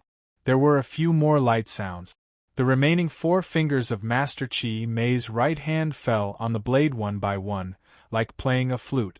It looked elegant and refined, but in fact it was as fast as lightning. When all 5 fingers of Master Chi Mei's right hand fell on the blade, the golden luster on the edge of his palm suddenly became stronger. Then it disappeared in a very short period of time. Nothing unusual could be seen. 5 vigorous forces were poured into the heavy and solid blade of the padao along with the 5 finger presses. Then they attacked Ning Kei's body. The blade buzzed and his body trembled slightly. The crystal water droplet condensed from the Great Spirit in Ning Kei's body seemed to feel some kind of threat. It did not wait for the psyche power to summon it. Instead, it spun rapidly and transmitted countless Great Spirit to his arms, making them look like they were made of iron. He held the hilt and continued to cut horizontally. The momentum of the knife was extremely strong. At this time, the sharp blade was only a few inches away from Master Chi Mei's cheek. It was also at this time that his left hand finally touched Ning Kei's blade. Master Chi Mei's left hand only had 2 fingers, the thumb and the index finger. There were only 7 fingers on both hands. Once they were spread out, they looked like 7 green peaches.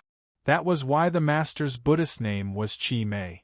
Although he only had 2 fingers, they were more useful and powerful than the 2 hands of most people in the world. This had nothing to do with frequent use. It was only related to the firmness of his Zen heart and his past stories. The thumb of Master Chi Mei's left hand fell on the blade without being cut. He did not use the posture of pressing the hole with his right hand. Instead, he gently lifted the blade, as if he was carefully and cautiously carrying a flute. Just at the moment when the thumb gently lifted the blade, Ning Kei felt a strong force, like a tide that was dozens of feet high, slapping towards him along the blade. His body trembled violently, like the moss on the reef in the tide. He did not know when it would be washed away. Master Chi Mei's last index finger also fell on the blade. It was in the opposite direction of the thumb, lifting the other side of the blade. It was still the movement of carrying a flute, gentle and calm. At this time, the blade was still an inch away from his face, but it was difficult to move any further. The eminent monk of the Xiankong temple held the padao with 7 fingers, like holding a flute, ready to lower his head and play it gently. The scene was elegant, but in fact it was very dangerous. An even more ferocious tide followed closely behind the first tide, and slammed towards the black reef on the shore. The moss on the reef trembled, and was already beginning to peel off. Ning Ke only felt a tearing pain in his chest. There were signs of turbulence in his ocean of qi, and he spat out a mouthful of blood. The blood that he spat out turned into a blood mist, followed by his shout. Ning Ke forced out all the great spirit in his body. An extremely gorgeous golden light spurted out from the padao, instantly burning the blood mist and hitting Qi Mei's face. Qi Mei closed his eyes, and a light breath of Buddha fell in front of him. The Haotian divine light that spurted out from the padao in Ning Ke's hand purified the breath of Buddha in a very short period of time. Qi Mei took a step back, but his hands were still holding the padao gently and refused to let go. So, he was no longer holding the flute and wanted to blow it. Instead, he was like a naughty shepherd boy who wanted to snatch the flute from his companion. Of course, Ning Ke would not let this powerful monk snatch his padao away. The little finger of his left hand quietly flicked out. He cast the fastest fire talisman, and it burned between the two of them. It usually took a while for a talisman master to cast a talisman, unless it was the infinitive talisman. Qi Mei did not expect that Ning Ke cast this fire talisman at such an amazing speed. He had to let go of his fingers and take another step back. From Chang'an to Chaoyang City, the talisman that Ning Ke wrote the most in his life was the fire talisman. The talisman that he used the most was also the fire talisman, because Sang Sang was afraid of the cold. As the saying goes, practice makes perfect. When it came to the speed of casting the fire talisman, not to mention Mo Shanshan in the past, even if Master Yen Sei came back to life, there was no way to compare with him. The fire talisman turned into a fierce fireball, burning fiercely between him and Qi Mei. It was like a ball of lightning, which looked particularly terrifying. But what was really terrifying was actually the action that Ning Ke made when casting the talisman. He squatted down. When Qi Mei let go of his fingers and stepped back, the padao in his hand regained its freedom. As he squatted down, it slammed heavily, brushed past Qi Mei's waist, and fiercely chopped down between his thigh and abdomen. With a hissing sound, Qi Mei's monk robe was suddenly torn, and a deep knife wound appeared between his groin. Although he still used that magical method to remove most of the knife's momentum at the moment when the knife was about to touch his body, Ning Ke chose that place to cut the knife for a deeper reason. There were a lot of blood vessels in the groin. Once it was slightly ruptured, blood would gush out. The lower half of Master Qi Mei's body was instantly wet with blood. The blood that gushed out from his groin began to flow down his naked thigh. Coupled with his eyebrows that were burnt by the fire talisman, he looked extremely miserable. Looking miserable did not mean that he had lost his combat power. If an ordinary cultivator was hit by these 2 knives, especially the second one, he would definitely die from excessive blood loss. But judging from the previous knife, this middle-aged monk might still have some tricks. So Ning Ke did not hesitate. He held the hilt with both hands, threw himself forward, and fiercely stabbed the other party's lower abdomen. Such a fierce bladesmanship, especially this stab. He used the great river sword style of the Sage of Sword, Liu Bai. Even if Qi Mei was the president of the Hall of Respect of Xiankong Temple, he still could not avoid it. It was only a matter of whether he could survive or not. Unfortunately for Ning Ke, today the Buddhism and Taoism sects had ambushed him and Sang Sang. Naturally, the middle-aged monk would not come alone. There were also Luo Kadi and the 18 West Hill Divine Guards. What made him feel even more regretful was that Luo Kadi had a burly figure, but his speed was beyond his calculation. Just as the padao in his hand had pierced the middle-aged monk's lower abdomen, Luo Kadi's sword arrived. Luokide's sword was very special. Compared to ordinary swords, it was many times thicker. If it were not for the brilliant golden light, the gemstone-like blade, and the flickering talisman lines, it would look like an iron rod. When the sword slashed toward Ning Kei's back, the front of the small courtyard, which had become a little dark and bloody due to the smoke and blood, suddenly became extremely bright. The golden sword seemed to exude an extravagant aura. Ning Kei was in a half-squatting position at this time. He felt the strong wind coming from behind and had no time to dodge. He hurriedly pulled back his knife, and then sat down on the ground to protect his back. Then, he raised his knife to meet the attack. His padao was designed by the Academy's fourth brother and meticulously made by the sixth brother. It was made up of 3 knives and was the heaviest and strongest. However, it looked like it was not heavier than Luokide's sword. As for its dull and smooth appearance, it looked more like trash compared to Luokide's dazzling sword. The plain padao and the gorgeous golden sword finally met. There was a loud bang. Smoke and dust rose. The Ueluan Kingdom's soldier at the end of the street only felt a buzz in his head. His legs went weak and he fell down. Ning Kei's face was slightly pale. His hands that were holding the hilt trembled violently. As for the ground he was sitting on, it had already cracked like a spider web. Countless bricks and sand were scattered everywhere. Luokide roared and slashed again with his sword.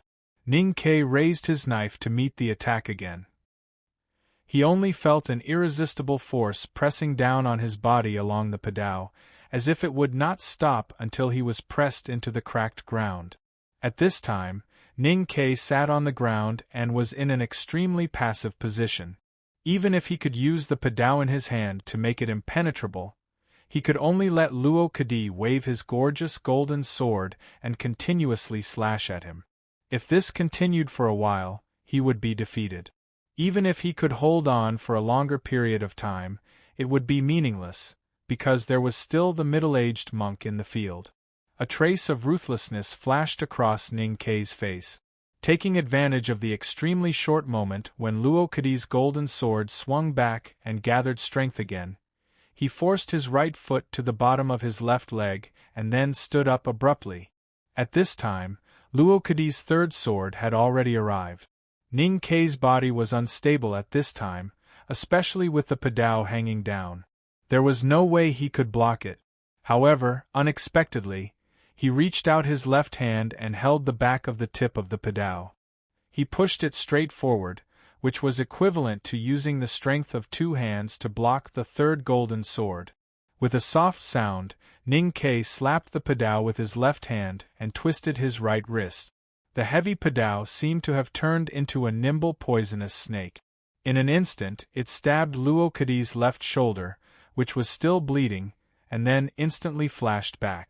Luokide did not expect that Ning Kei would still be able to stand up in a situation where he had the absolute advantage. He even allowed Ning Kei to stab him. Even though his injury did not worsen, the feeling of humiliation and anger made him forget everything else. He did not even care about his chest and abdomen. With a roar, he held the sword with both hands and slashed at Ning Kei. The golden sword waved in the air, creating a golden ray of light that dazzled the eyes. Hidden within it was the aura of an emperor's wealth, but it represented that this was Luokide's most powerful sword. If Ning Kei was a man of sacrifice, he could completely ignore this sword and directly stab Luokide's throat. In that case, no matter how strong the armor on Luokide's body was, there was only death for him. However, almost at the same time, his head would definitely be chopped in half by this powerful golden sword. At this time, Luokide was so crazy that he did not care about his own life and death. That was why he could slash out such a powerful sword. However, Ning Kei did not want to die and had to protect his back, so he could only choose to take it head-on. Another thunderous sound rang out. The walls of the small courtyard, which were already badly damaged, were shaken by the strong wind and collapsed. And at this moment, Luokide slashed again with his sword. Luo Kadi was a martial arts cultivator from the West Hill Divine Palace. The golden sword in his hand was a divine weapon of the Divine Hall. Together with the sword and in a state of selflessness, his strength was astonishing and his fighting intent was even more crazy. Ning Ke had cultivated the Great Spirit for many years and his body was no longer that of an ordinary person. He had extremely powerful strength. However, he could not forget his own life and death at this time, nor could he fight with his body movements. He was extremely passive and suppressed to the point that he could only take it head-on. The brilliant golden sword and the simple iron sword slashed at each other without any fancy move. They separated and then slashed at each other again. In an extremely short period of time, no one knew how many times they had collided. More than 10 sounds of collision exploded in the street like thunder. The soldiers of the Ueluan kingdom around the street could no longer stand. The war horses neighed in fear and ran in all directions. They only wanted to get as far away from this terrifying place as possible. This battle didn't look like a battle between cultivators at all. It was more like two extremely powerful generals on the battlefield, carrying heavy weapons, carrying out an incomparably valiant charge at each other. Ning Ke's legs began to tremble. He realized that the strength of the Divine Guard commander of the West Hill Divine Palace was so terrifying that it exceeded his own. It was even not much weaker than Xiahou at his peak. A stream of blood flowed from the corner of his mouth. His internal organs must have been severely shaken and he had internal injuries. However, his eyes were still calm or even indifferent. He was like a young male tiger fighting in the wilderness.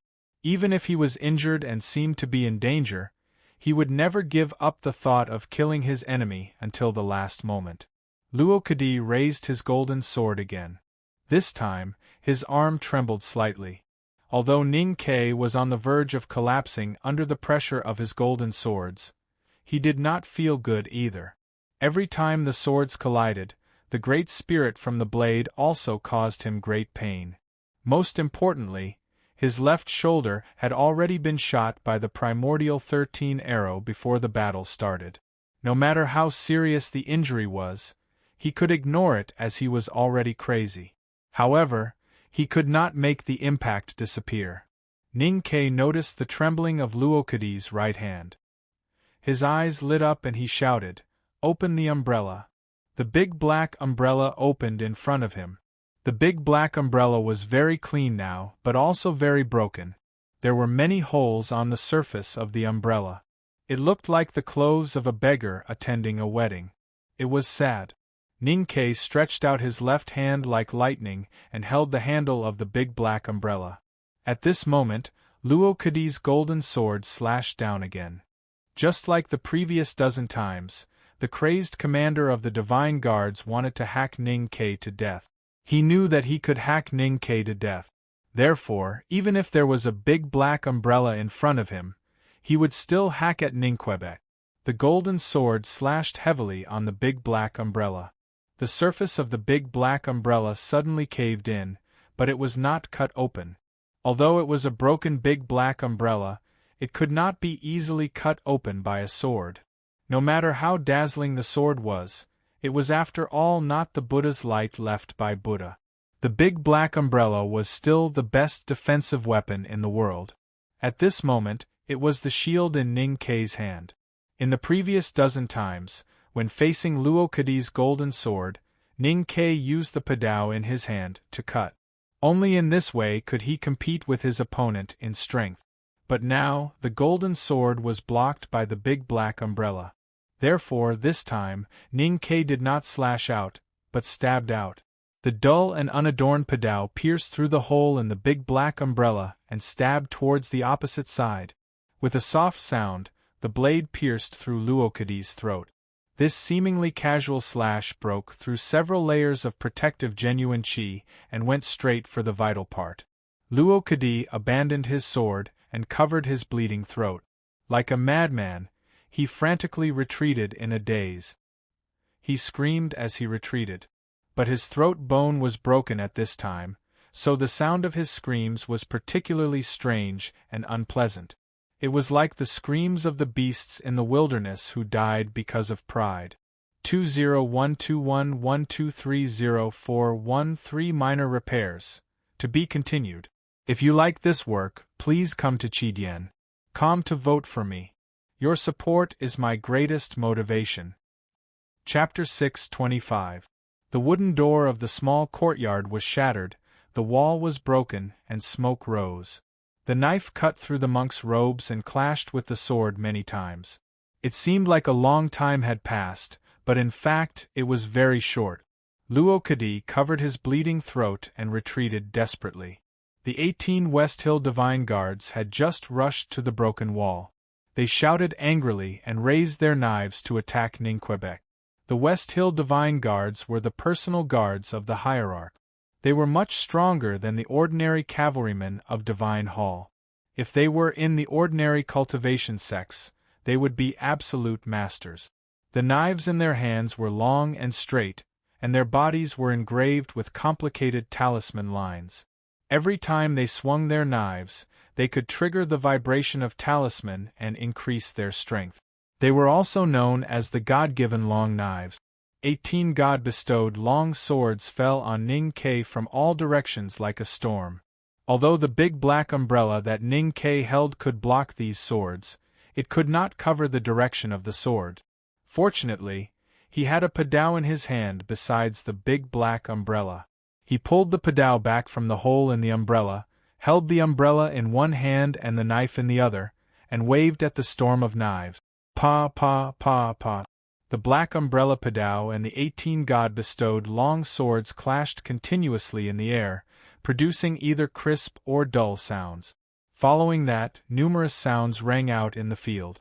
There was the sound of metal breaking, the sound of sharp objects piercing through the air, the sound of blades tearing through flesh and blood, and the muffled sound of people enduring the pain. 4 God-given long knives broke in the middle.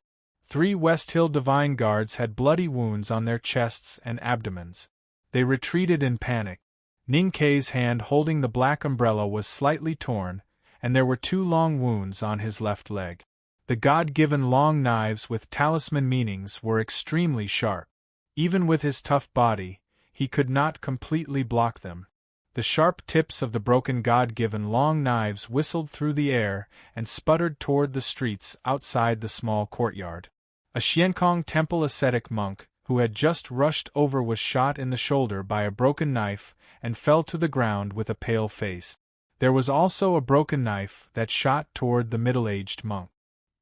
He stretched out 2 fingers and calmly grasped the broken knife, as if he was plucking a falling flower from the air. Then, he walked toward Ninquebec. His monk robes had long since become tattered, and his entire body was stained with blood.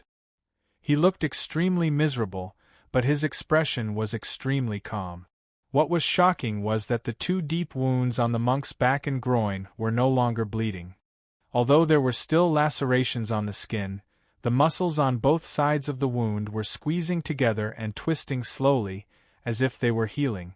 Other than his pale face, there were no signs of injury. Ning Ke had guessed that the monk must have some tricks up his sleeve, but he did not expect it to be so marvelous. Forcibly compressing muscles to stop the wound was shocking, but it was still imaginable. However, there were at least a few broken blood vessels in the wound on the monk's groin. How could he make those blood vessels grow back? What made him even more vigilant and uneasy was that when the middle-aged monk walked towards him, more than 100 archers from the Ueluan Kingdom army also entered the alley. He could clearly hear the sound of bowstrings being pulled. Ning Ke's pupils shrank slightly. Since he cultivated the Great Spirit, he was not afraid of ordinary arrows at all, not to mention that he was holding the big black umbrella in his hand. However, he was worried about his back. More than a dozen West Hill Divine Guards regrouped and followed the middle-aged monk to walk toward him. The archers around the alley also gradually entered their respective shooting positions. The atmosphere suddenly became extremely tense. Ning Ke took 3 steps back and stood in front of the remaining half of the broken wall. After breaking through the wall, he had been fighting at high speed. In the eyes of the people, he, who was wearing the black uniform of the academy, was just a black figure. It was only when he stood in front of the broken wall, in absolute stillness, that the people could clearly see his current situation. He was carrying a thin and weak little girl on his back. His waist and the little girl's thighs were tightly tied with rope. No matter how they ran, the two of them would not be separated. Moreover, this kind of absolute tightness guaranteed that it would not affect his reaction and speed in battle. Master Chi Mei, the West Hill Divine Guards, the ascetic monks in the distance, and the archers of the Ueluan kingdom looked at this scene and immediately guessed the real identity of the thin little girl. They could not help but have very complicated feelings.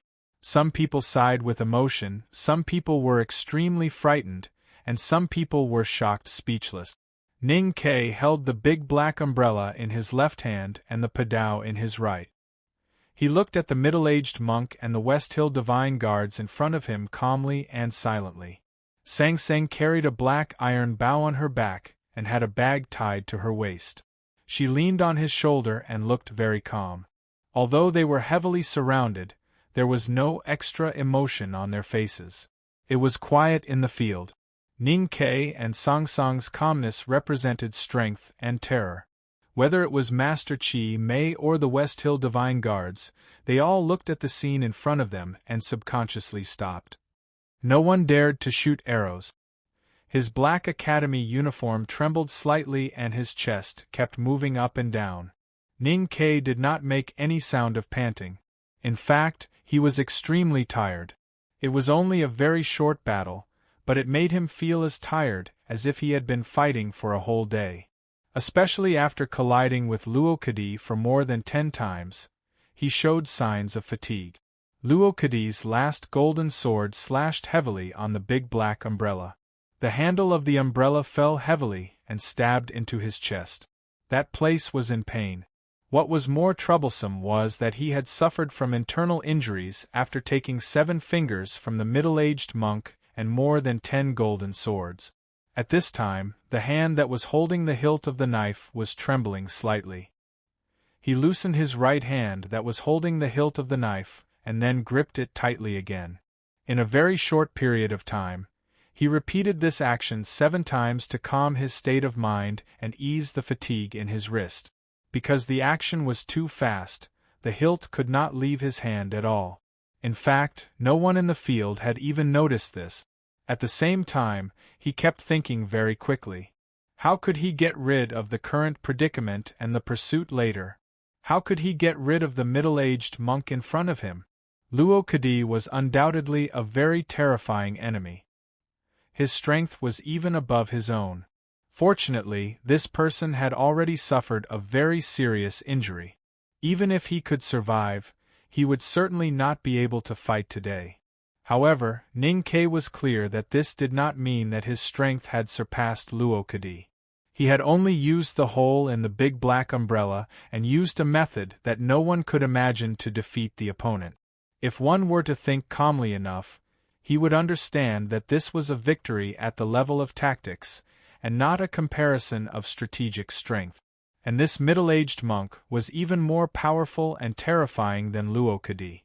After Ning Ke cultivated the Great Spirit, his body movement was extremely fast.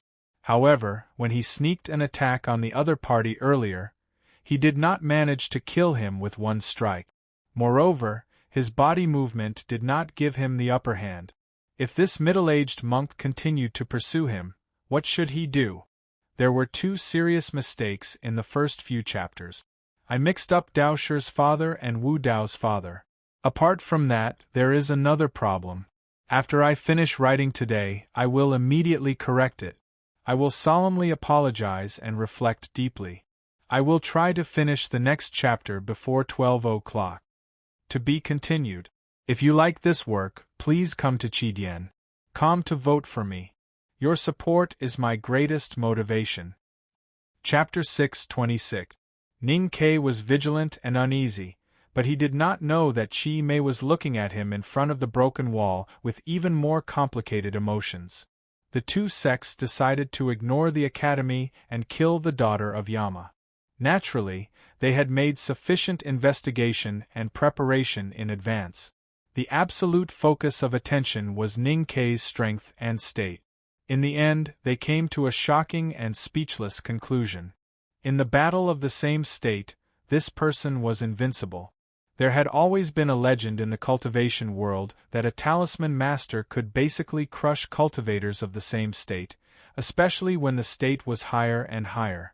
However, the two sects did not think that Ninkei was invincible in the battle of the same state. After all, a legend was a legend, and talisman masters were not good at fighting. But Ninkei was very good at fighting and had countless powerful fighting method. In the battle of the same state, if he kept a distance, the primordial 13 arrows was the most terrifying weapon in the world. It had a longer killing range than all flying sword.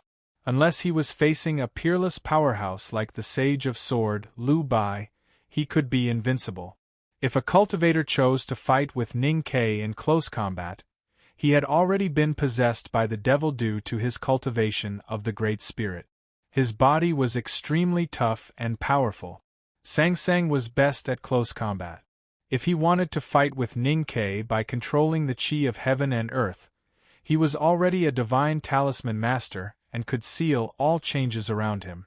If he wanted to fight with Ninkei in psyche power, it was even more meaningless. Master Dao Shi died in Chang'an City and Qin Yan returned without success in the Lank Temple. And if he wanted to fight with Ninkei in terms of willpower or skills, who dared to say that they were more powerful and unpredictable than Yi Hongyu? These were things that Ninkei had proven in the past battles. Even Cheng Ziqing of the Knowing Destiny State of the Sword Garret and Master Bushu of the Xiankong Temple were defeated by him. Although Mo Shanshan, the calligraphy addict, had helped him at that time. So they could not choose people to fight with Ninkei based on their state. The two sects finally decided to let Yi Hongyu, Luo Kadi and Master Chi Mei of the Divine Priest of Judgment to lead the operation to kill the daughter of Yama. This was based on the previous analysis.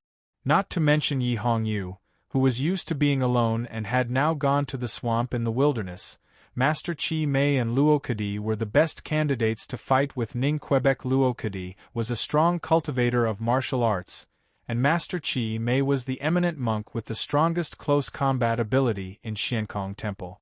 Although Ninkei's close combat ability was also very strong, he had only cultivated the Great Spirit for a short period of time. No matter how one looked at it, it was impossible for him to surpass these two bigwigs in this aspect.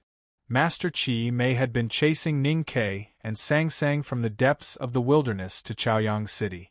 Before meeting them today, he had been silent and calm because he also thought so. As long as they met, the story would end. However, he did not expect that just after he found Ninkei and the daughter of Yama, Luo Kadi would be seriously injured before the daughter of Yama could even attack. If it were any other cultivator, they would naturally feel anxious and even have the thought of retreating in such a situation.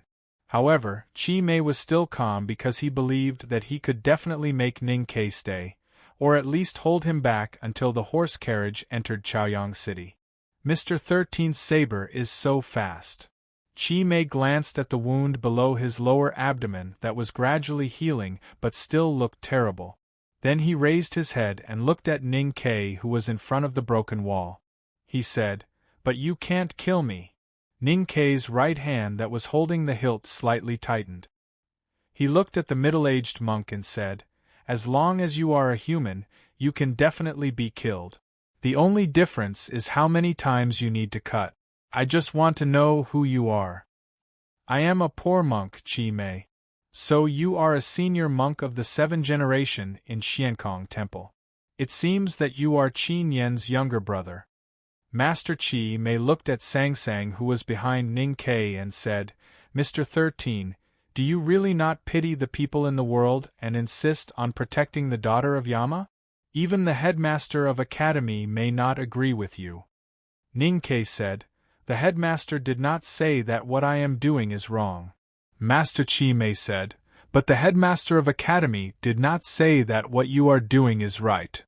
The rules of the academy do not explicitly prohibit it, so you can do it. After a short pause, Ning-Ke continued, and even if the headmaster says that I am wrong, it will not affect my choice. Chi-Mei sighed and said, You are indeed an extraordinary person with a firm mind.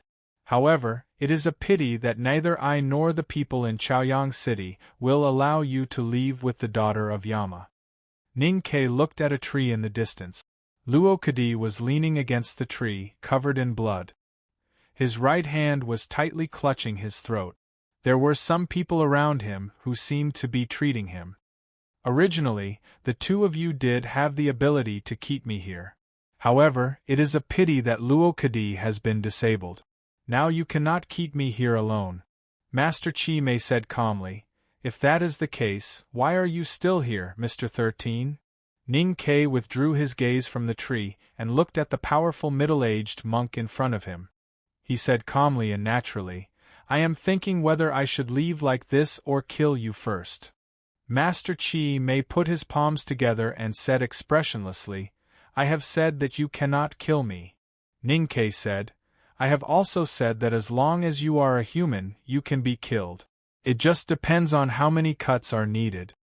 Master Chi-Mei put down his right hand and looked at his left hand, which only had 2 fingers left. He said indifferently, When I was young, I once asked myself the same question. How many cuts do I need to cut myself into countless pieces and then burn them for peace? I first cut my little finger, then my ring finger, and then my middle finger.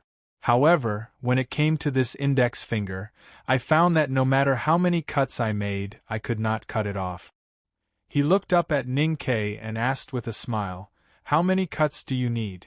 Ning-Ke had seen Qin Yan's Dharmakaya of the Akalanatha in the Lank Temple.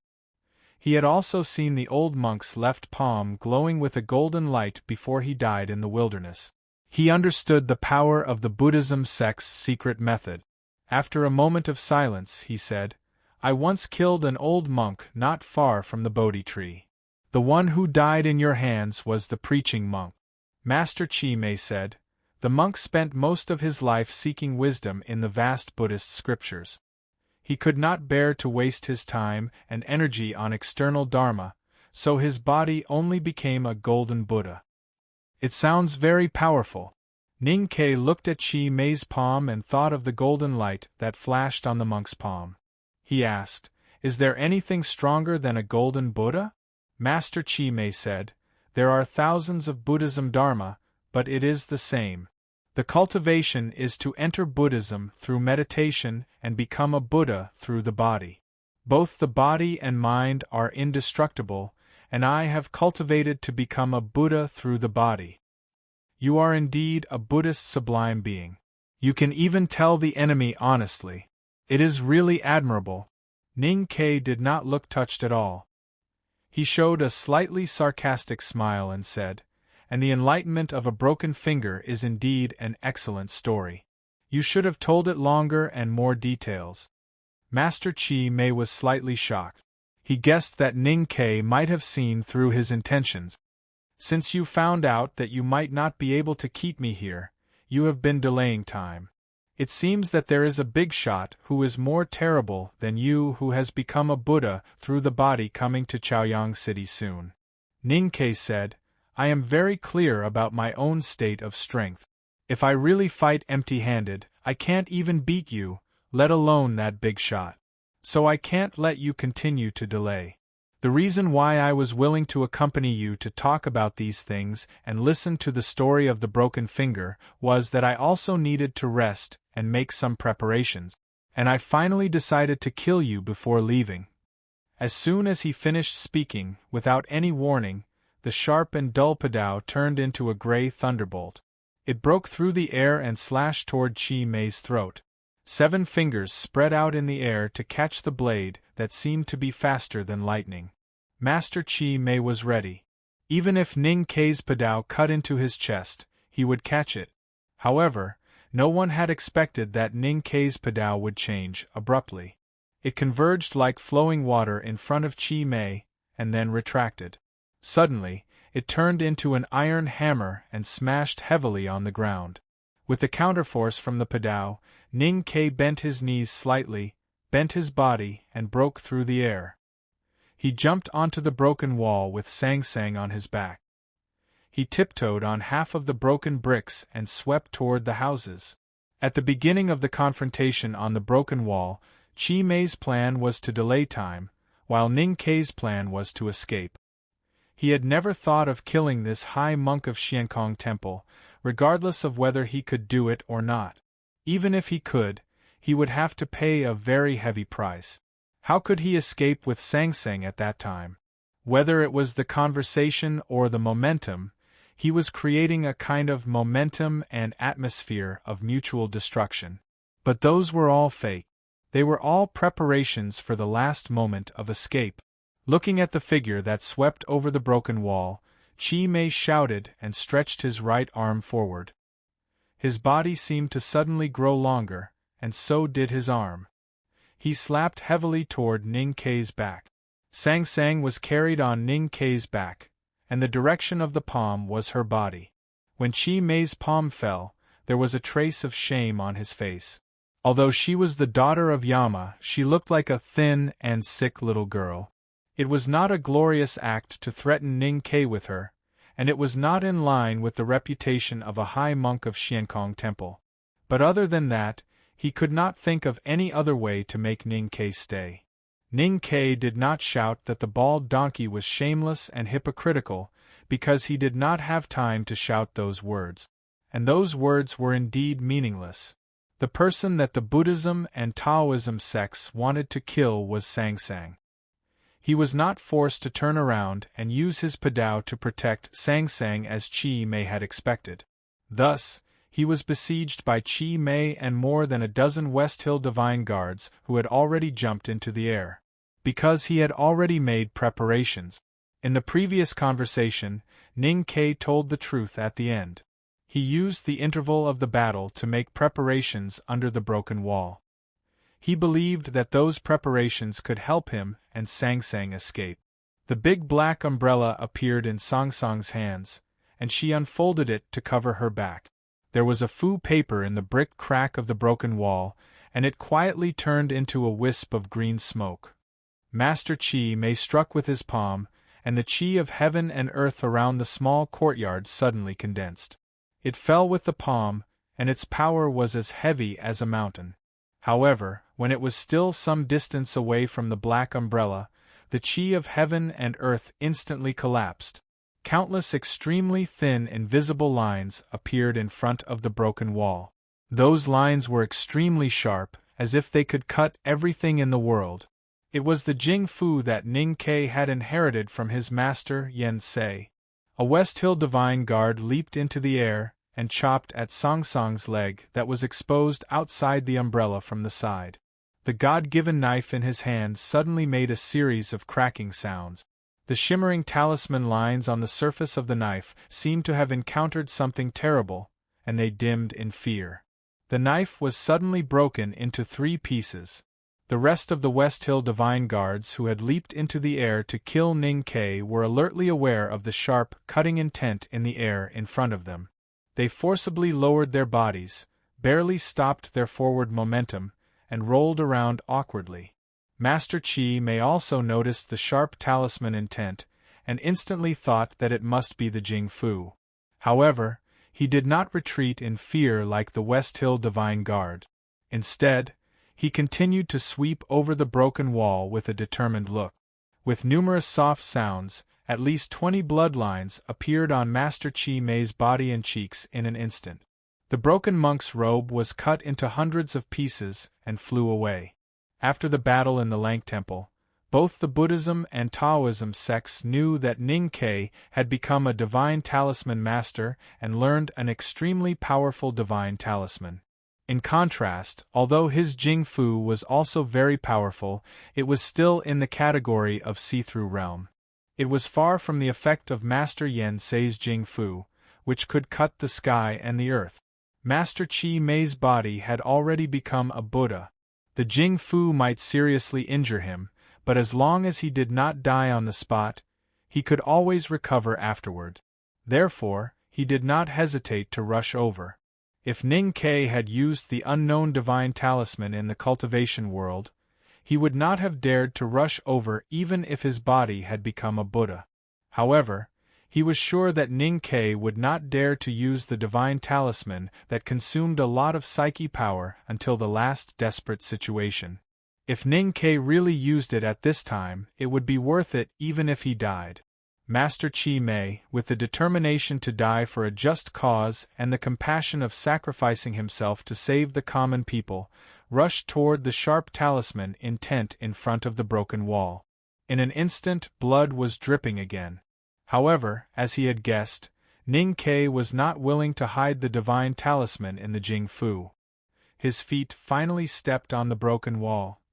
At this time, Ning Ke had swept to the roof of a house more than 100 feet away with Sang Sang on his back. He was jumping to a small temple across the street. However, just as he jumped into the air, he suddenly twisted his waist and turned around.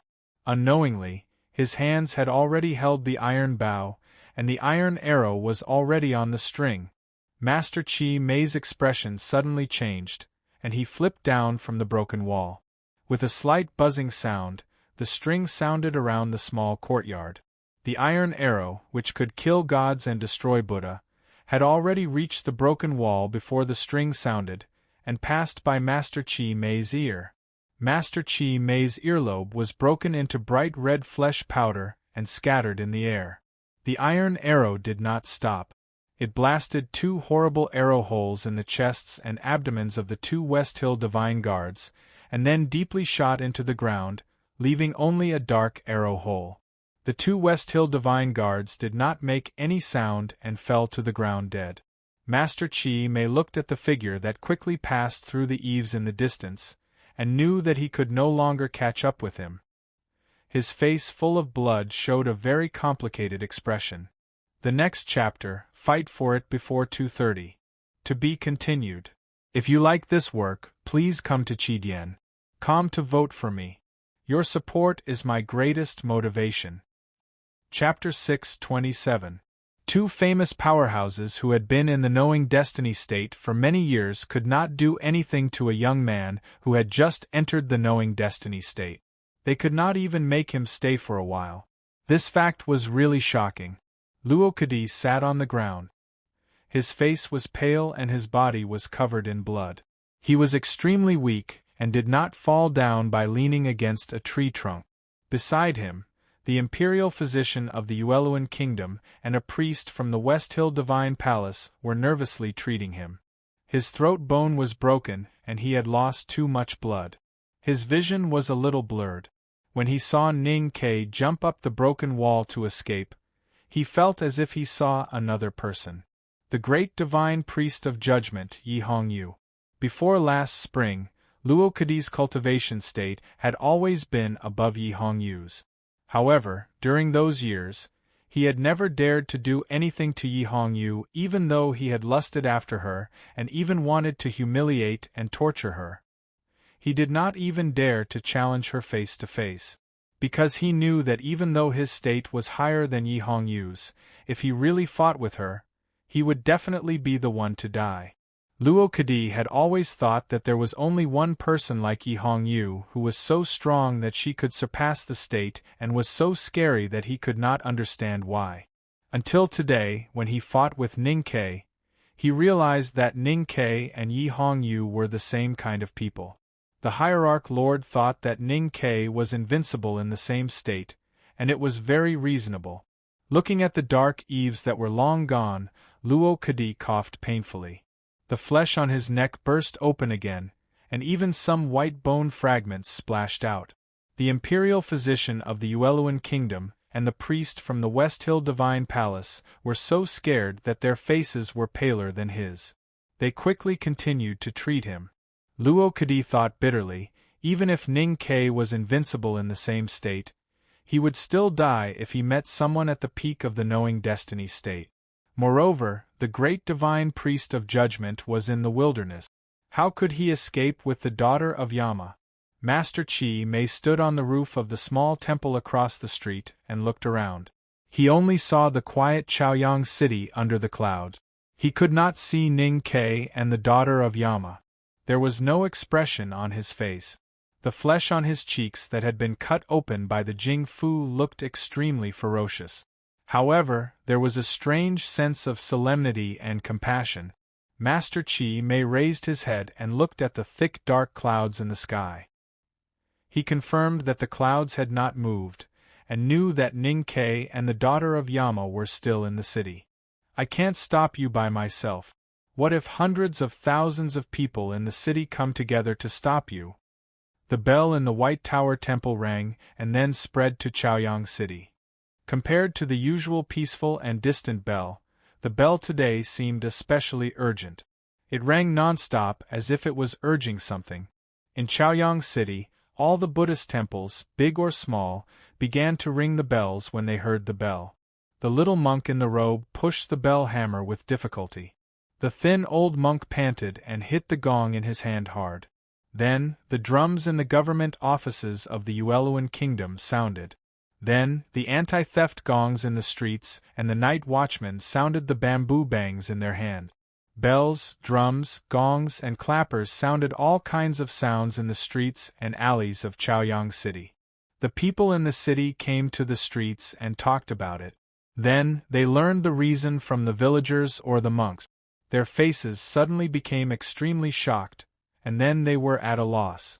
Ning Ke ran quickly in the remote alley with Sang Sang on his back. He had no time to wipe the sweat on his forehead and the blood stains on the corners of his lip. The clear and deep sounds of the bell and drum were like notes of death, constantly drilling into his ears and making his footsteps a little heavy. But he did not stop at all.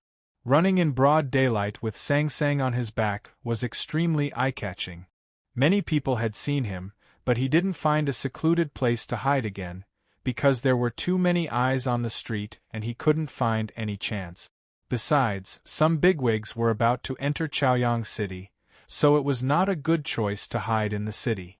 The most important thing was that the residents in the city had not reacted yet. They just watched him run in panic. No one came to stop him. He had to seize this very short time to escape from the city cloud. He had hidden in the city for the whole winter.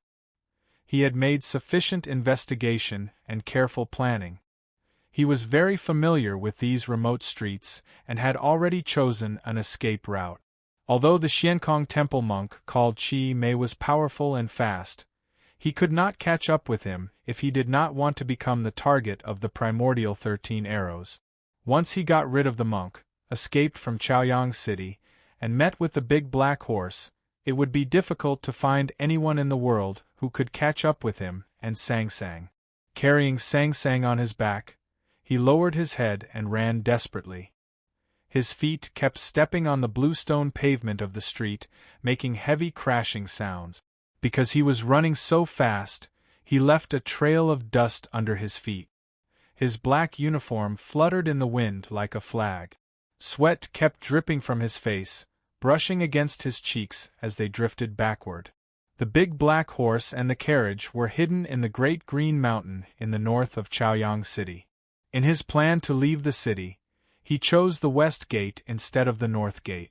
As he ran wildly, he was getting closer and closer to the west gate. He could even see the buildings there. His face finally showed a relaxed expression. However, at this moment, his expression suddenly froze. He vaguely sensed an extremely powerful aura outside the west gate. At this moment, a powerful aura meant terror to him and Sang Sang. Ning Ke stamped his right foot heavily. His leather boots were already cracked and several cracks appeared on the bluestone pavement. He forced himself to stop running forward and felt a numbness in his right leg. Behind him, Sang Sang was shocked and her face turned pale. They were about to escape from Chaoyang City, but suddenly faced with a new and more serious situation. Most people would feel indignant and sad, and Ning Ke was no exception. However, it might take a while for others to choose to take the risk of leaving the west gate or choose another way. He did not even think about it. Without hesitation, he turned around and ran to the north of the city with Sang Sang on his back. Chaoyang City was a city without city walls. Therefore, there was no real city gate. It was just some non-temporary buildings of the tax office, which were called city gates. Today, the bells and drums in the city were so loud that the tax office was closed. The beggars and common people who were sunbathing outside the city were all driven into the city by the soldiers with weapons like sheep. At this moment, there were no other people on the field outside Chaoyang City, except for dozens of ascetic monks. If someone wanted to leave the city, it would be very conspicuous. The dozens of ascetic monks from the Xiankong Temple had been waiting outside Chaoyang City for a long time. They did not see Ning Ke and the daughter of Yama, but they saw a horse carriage. The horse carriage was very strange. It was not big, but like Ning Ke's black horse carriage, it was made of stainless steel from the carriage to the wheels. There were many Buddhist mantras written on it. There were 16 horses in front of the carriage. Looking at the exhausted horses and the depth of the wheels in the gravel ground, one could imagine how heavy the horse carriage was.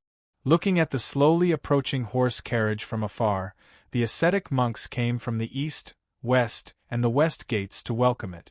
They knelt before the horse carriage and touched their foreheads to the ground, looking very respectful and pious. An old monk wearing a bamboo hat walked out of the carriage with some difficulty. The monk held a monk's staff in his hand, lightly fell to the ground, and the head of the staff made a clear sound of metal clashing. The old monk's staff seemed very soft when it fell to the ground, but the 16 exhausted horses in front of the carriage felt an invisible tremor. One of the horse's limbs went limp and it collapsed. Just as the old monk's feet left the carriage with difficulty, the wheels that were originally deeply embedded in the gravel ground bounced up. Most of the weight of the horse carriage actually came from the old monk himself. Hoofbeats sounded from the direction of Chaoyang City. A general from the military ministry of Yueluan Kingdom personally drove dozens of prepared war horses over. Seeing the old monk standing in front of the horse carriage, the general hurriedly jumped off the horse and knelt on the ground. He kissed the ground in front of the old monk, and his cheeks and lips were soon covered with grass and soil. The officials from the military ministry of Yueluan Kingdom, who came with the general, untied the ropes in front of the horse carriage as fast as they could and replaced the 16 horses. Then, they bowed to the old monk and retreated. Everyone's hands were trembling when they did this. It was unknown whether it was because of excitement or fear. The old monk ignored the general from the Yueluan Kingdom and the officials from the Yueluan Kingdom. He slowly raised his head and looked at the dark clouds above Chaoyang City in the east. The bamboo hat was slightly lifted, and the light shone on the old monk's aged face. The calmness was annihilated in the deep wrinkles, like a clear stream that flowed to the dry yellow soil slope and was instantly sucked dry.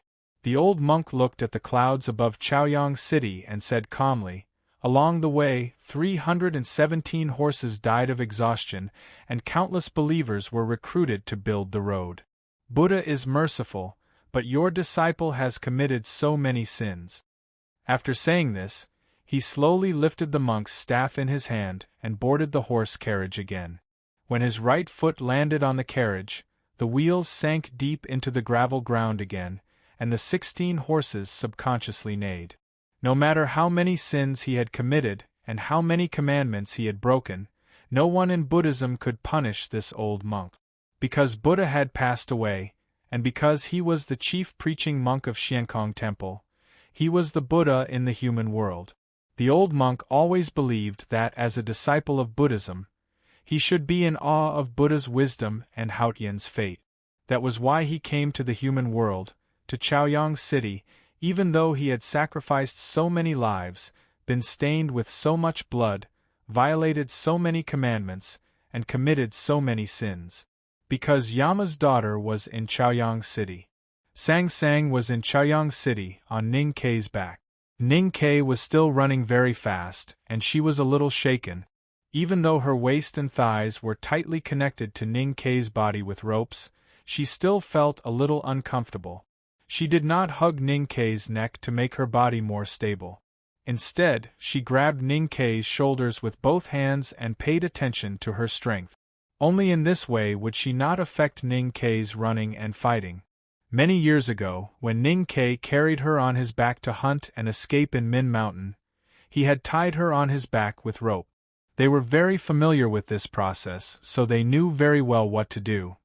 However, Sang Sang was already 16 years old, no longer a little girl. She could still use the same method now, but it was always a little different from before. The sound of bells, drums, and gongs were still ringing in the streets of Chaoyang City. More and more residents came out of their homes and poured into the street. People who had already known the current situation gradually recovered from the previous shock and began to try to find the daughter of Yama under the organization of officials and gentry. Ning Kei and Sang Sang were suddenly in the most dangerous situation. No matter where they ran, they would always be seen. When they ran through the alleys, a woman on the second floor who opened the window to dry clothes would see their backs and then scream loudly. When they ran over the eaves, there would always be idlers and beggars who had nothing to do. They would scream and then be attacked by arrows that he was most afraid of. When he broke into a house and tried to find a place to hide for a while, an old woman who was kneeling in front of a Buddha shrine and murmuring prayers with a frightened expression almost fainted. It would be good if she fainted, but the problem was that the old woman had gained strength from the Buddha statue in the Buddha shrine or from the Buddhist scriptures. She held an incense burner and threw it at Sang Sang, who was behind Ning Quebec. Her face was twisted like a mad woman. Since the West Hill Divine Palace issued the edict, the Buddhism sect no longer tried to cover up the news of the daughter of Yama. Instead, they began to publicize it. After nearly half a year of propaganda, people in the world had long been afraid of the demoness and hated her to the core. What they most wanted to do was to burn Sang Sang alive. Ning Kei carried Sang Sang back to the street again. Unknowingly, the black crows that had stayed in the small courtyard flew over and kept cawing above their head. It didn't take long for the cultivators and people in Chaoyang City to discover this fact. Countless people looked at the black crows in the sky and listened to their unpleasant cawing. They shouted and chased after them. Ning Kei could no longer hide his whereabouts. Even a short rest time had left him. He could only run on the street with Sang Sang on his back, and kept running in the crowd. There were countless screams of horror on the street. Gradually, some people gathered their courage and tried to stop him. Thus, countless bricks, stones, vegetables, eggs, and even rolling pins were picked up and thrown at the street. In the blink of an eye, the street was rained down. Ning Kei avoided the hard objects that were thrown at Sang Sang, but he couldn't avoid the vegetables and eggs that fell like raindrops. His body suddenly became a mess. The corner of his eye was hit by an inkstone. Although it didn't bleed, it was very painful. Sang Sang lowered her head and leaned on his shoulder with her eyes tightly closed. Her pale face and thin body were covered with egg yolk and white. Although she didn't bleed, she still felt very uncomfortable. To be continued. If you like this work, please come to Chidien.com to vote for me. Your support is my greatest motivation. Chapter 628. When Ning Kei was fleeing with Sang Sang on his back and fighting with the human world, he would kill and was not afraid to kill. People said that his 3 views were not right, but he had always been a person without 3 views. He used to be extremely selfish and cold, no matter how gentle and interesting he looked on the outside, but he had been changed a lot by the academy. However, when he carried Sang Sang on his back, he would become the Ning Kei in Min Mountain, because what he carried was what he valued the most. The appearance of a legendary figure like the chief preaching monk was not the most exciting part of today's update. Because, without spoilers, what I cared about was Ning Kei carrying Sang Sang and fighting with the human world. I was not writing about a hero at the end of his life. It was Sulu. I was writing about 2 people who were regarded as demons by the human world, and they might really be demons. Because they did not want to die, they ran wildly and killed people intentionally or unintentionally. That was why when Sulu was fleeing, he was covered with scars, but his heart was firm and he believed that he was right. But when Ning Ke fled with Sang Sang on his back, I felt much sadder. Ning Ke was fine because he was a cold person and he learned to be generous in the academy. The problem was that Sang Sang was on Ning Ke's back on the street at that time, and I, as a fan of Sang Sang, was so sad. I had planned to ask for the monthly votes after a few words, but I ended up writing more. Yesterday's monthly votes were very helpful, thank you very much. Although I was not born in Brother Pao's family, I would not be a sloppy person. Subjectively, I could not say how good the writing was, but objectively, I would work harder. Sang Sang was on Ning Ke's back, but in fact, everyone had a Sang Sang on their back. Some carried their studies, some carried their families, some carried their lovers, some carried their children, and some carried their desires. As long as it was what you cared about the most, you would work hard for it. Although I had tried several times to carry someone on my back, I did not succeed. This month, the powerful blood-red classmate is staring at our back. What I have on my back now is the glory of being the first in the monthly votes, or rather, my favorite vanity. So, I will continue to work hard and protect the things on my back with all my might, completely doing my best. On my back was the champion of the annual monthly vote. With everyone's enthusiastic help, we've already shortened the distance between us and wind chimes. Of course, he will definitely try to shake me off again, and I don't want to be shaken off. I want to catch up to him. I hope to be able to close the distance between us to within 1,000 votes or even less this month. Of course, who wouldn't want to surpass him? Haha. Then, in December, we can fight to our heart's content. Please take a look at your account number. If you still have more, please vote for Jiang Yi. If Jiang Yi has already cast 5 votes, then with deep gratitude, please see if you are willing to vote for Spy, Qing Yunyan, or Vermilion Bird Chronicles. These are also included in the total number of vote. Thank you. Thank you very much. To be continued. If you like this work, please come to Chidian.com to vote for me. Your support is my greatest motivation. Chapter 629. Chaoyang City was shrouded in clouds. It was cold and not quiet. The sound of bells and gongs was mixed with screams and angry curses. The streets were crowded with people and debris was flying everywhere. Ning Ke carried Sang Sang on his back and continued running in the rain of rotten vegetables, eggs, and brick. So this is how the battle with the human world looks like. He thought silently and held the hilt tightly with both hands. Looking at the increasingly dense crowd on the street, he gasped and asked, "Do you feel sad?" He ran hard and breathed quickly, so his voice was slightly trembling and not very loud. It was hard to hear him clearly on the street full of sirens, curses, and screams. Sang Sang leaned on his shoulder and heard him clearly. She opened her eyes and looked at the frightened and hateful people on both sides of the street. Her pale face was slightly sad and she hummed. Ning Ke smiled and said, "Those who are sad because of others are good people. We are bad people, so we should be aware of ourselves. We can't be sad." Seeing that the vegetables, eggs, bricks, and ink stones couldn't stop the 2 people on the street, the people of Chaoyang City became more and more angry. Some people even plucked up the courage to stop them. A strong man with a chest full of black hair and unbuttoned clothes ran out of a tea shop in front of them. He roared and opened his arms to hug Ning Ke in the shrill cheers and cheers of the neighbors.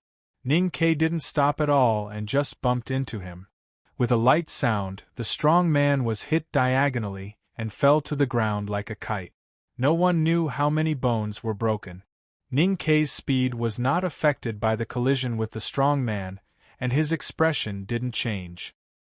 He stepped on the street and continued to run to somewhere in North City. The neighbors gathered around the strong man and found that this man, who used to bully the kind people with his strength but bravely stood up for justice today, was exhaling more than he inhaled. They couldn't help but exclaim and looked at Ning Ke, who had run far away. They stamped their feet and cursed with grief and indignation. The servant of the daughter of Yama was so cruel and cold-blooded. As soon as he turned a corner, Ning Ke saw another 8 or 9 men, led by a village official, blocking the middle of the street with thick straw ropes. They kept shouting to boost their courage. Moderate fear could easily arouse people's anger and courage. In order to catch Sang Sang, many lazy men in Chaoyang City were willing to pay the price of being injured and wanted to be heroes from the people. Ning Ke understood this. He had seen lions being besieged by bulls in the wilderness and knew that he couldn't be soft-hearted at this time. Instead, he had to be cold-blooded and tough in order to intimidate the usually docile but extremely crazy ordinary people. Therefore, he didn't hesitate and directly rushed over with no expression on his face. With a series of crisp sounds, those brave men fell with bones all over their bodies and blood, making the scene extremely bloody. As expected, seeing such a cruel scene and thinking of the legend of the daughter of Yama, the people who had been cursing Sang Sang and Ning Ke with the dirtiest language subconsciously covered their mouths, and no one dared to throw things into the street. However, Ning Ke ran too fast for what happened on the street to reach the people in front of him. More and more Chaoyang City residents stood up bravely and tried to stop him and Sang Sang. There were more and more people on the street, and many of them were holding things like iron forks in their hand. It became more dangerous. Ning Ke kept dodging and finally rushed out of the block. Then he saw what he was most afraid of. Several rows of archers from the Ueluan kingdom were aiming at him from behind a grain bag in front of a mansion. On the side walls on both sides of the street there were also many archers. "Shoot!" An extremely stern voice sounded out of nowhere. Countless shrill sounds broke through the air, and hundreds of arrows shot at the two people in the middle of the street like a rainstorm. Ning Ke could jump onto the eaves to dodge or choose other methods. However, his speed would be affected, and he would probably be surrounded by the powerful cultivators from the Buddhism and Taoism sect. Therefore, he just shouted, "Open!" Sang Sang opened the big black umbrella. Although there were many holes on the umbrella, it still created a strong resistance when the wind blew. Her body shook a little, and if she was not tied up by the rope, she would probably fall off Ning Ke's back. Most of the arrows were shot at Sang Sang on Ning Ke's back. It seemed that the Ueluan kingdom's military had already learned of the weakness of the daughter of Yama from the Buddhism sect. They were especially tough and wanted to kill her in one shot. The rainstorm of arrows fell with a frightening sound. The sharp and hard arrowheads deeply pierced into the walls on both sides of the street or the ground, leaving clear marks on the bluestone floor. However, what made the archers feel confused and panicked was that after the arrows hit the big black umbrella, they could not penetrate it at all and were bounced out. They thought in shock, "Is this umbrella made of iron?" The big black umbrella could cover Sang Sang's thin body, but it could not completely cover Ning Ke, especially when dozens of arrows were shot from the front. However, with the strength of his body after cultivating the Great Spirit, as long as it was not the archers who could use heavy bows, he could not be threatened at all. Therefore, except for a few arrows that were about to fly past his face and hit his back, he did not make any dodging movements and continued to rush forward. An arrow shot into Ning Ke's chest and then broke off and bounced off. Another arrow shot into his throat, leaving a tiny wound. It was as if the skin had been scraped off, and not even a trace of blood could be seen. The Ueluan kingdom's archers, who were shocked by the big black umbrella, were even more shocked when they saw this scene. They thought, "Is this person's body also made of iron?" Especially the dozens of archers behind the grain bags in front of the mansion. Seeing Ning Ke running like the wind and getting closer and closer, they were so frightened that they could not even hold their bows. Under the clouds, a dozen black crows cawed from time to time above the street. Under the black crows, Ning Ke was running with Sang Sang on his back. Although no one could stop him or even delay him for a moment, he could not get rid of the encirclement of the soldiers and civilians in Chaoyang City. No matter how fast he was, he could not be faster than hundreds of thousands of eyes. In particular, the black crows flying above him and Sang Sang were like guiding lights, pointing the way for the soldiers and civilians in Chaoyang City. No matter where he ran, he would instantly fall into the sea of anger of the people. He was even almost surrounded by the ascetic monks of the Buddhism sect twice. The angry people and cultivators blocked Ningke and Sangsang into a smaller and smaller area. The black crows flew above the street to the palace in North City, cawing more and more harshly. The people followed the black crows in the sky to the palace. The cultivators of the Buddhism sect and the Taoism sect also gathered there, ready to end this noisy and tense story there. That's all for today. First, I need to reorganize the later plot. Although I have been organizing it from time to time, this kind of key plot is always needed during the period when my brain is like paste. After midnight, all the key plots are needed, so I need to reorganize the plot more frequently than before. Second, Feng Linger has said that she is going to fight. Today I need to adjust my mind and body, and then I will have a good fight.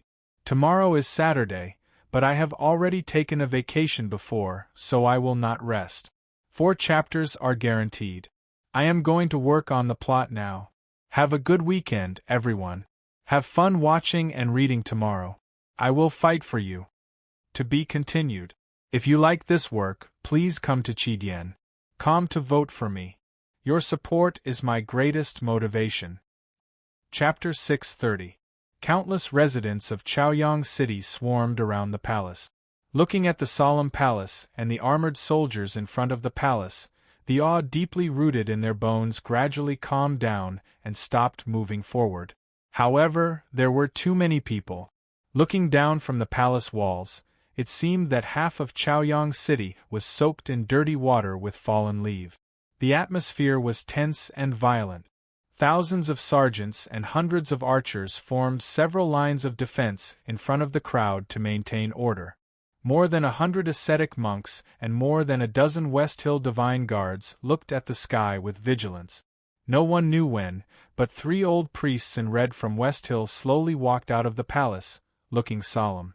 Tens of thousands of people present had chased a dozen black crows here, but they had lost track of the black crows. They could not help but feel anxious and looked up at the sky, looking around for the black lines. They wanted to hear the unpleasant cawing, which looked like countless geese looking up to be fed. Someone looked to the southwest of the palace, where the White Tower Temple was shrouded in light, and suddenly found the black crows hovering in the air behind the White Tower. He could not help but cry out, "Over there!" The daughter of Yama dared to enter the White Tower Temple. Was she not afraid of death? Tens of thousands of people in front of the palace were discussing and cursing the demoness for daring to disrespect Buddha. Gradually, they became fanatical and angry again. They waved their fists and ran toward the White Tower Temple in a mess. More than 1,000 sergeants and cultivators did not intend to stop the angry people. Instead, they were pushed by the crowd to the White Tower Temple. Some time before, Ningke ran to the temple wall without slowing down. He tiptoed on a slightly protruding brick on the wall and jumped into the air.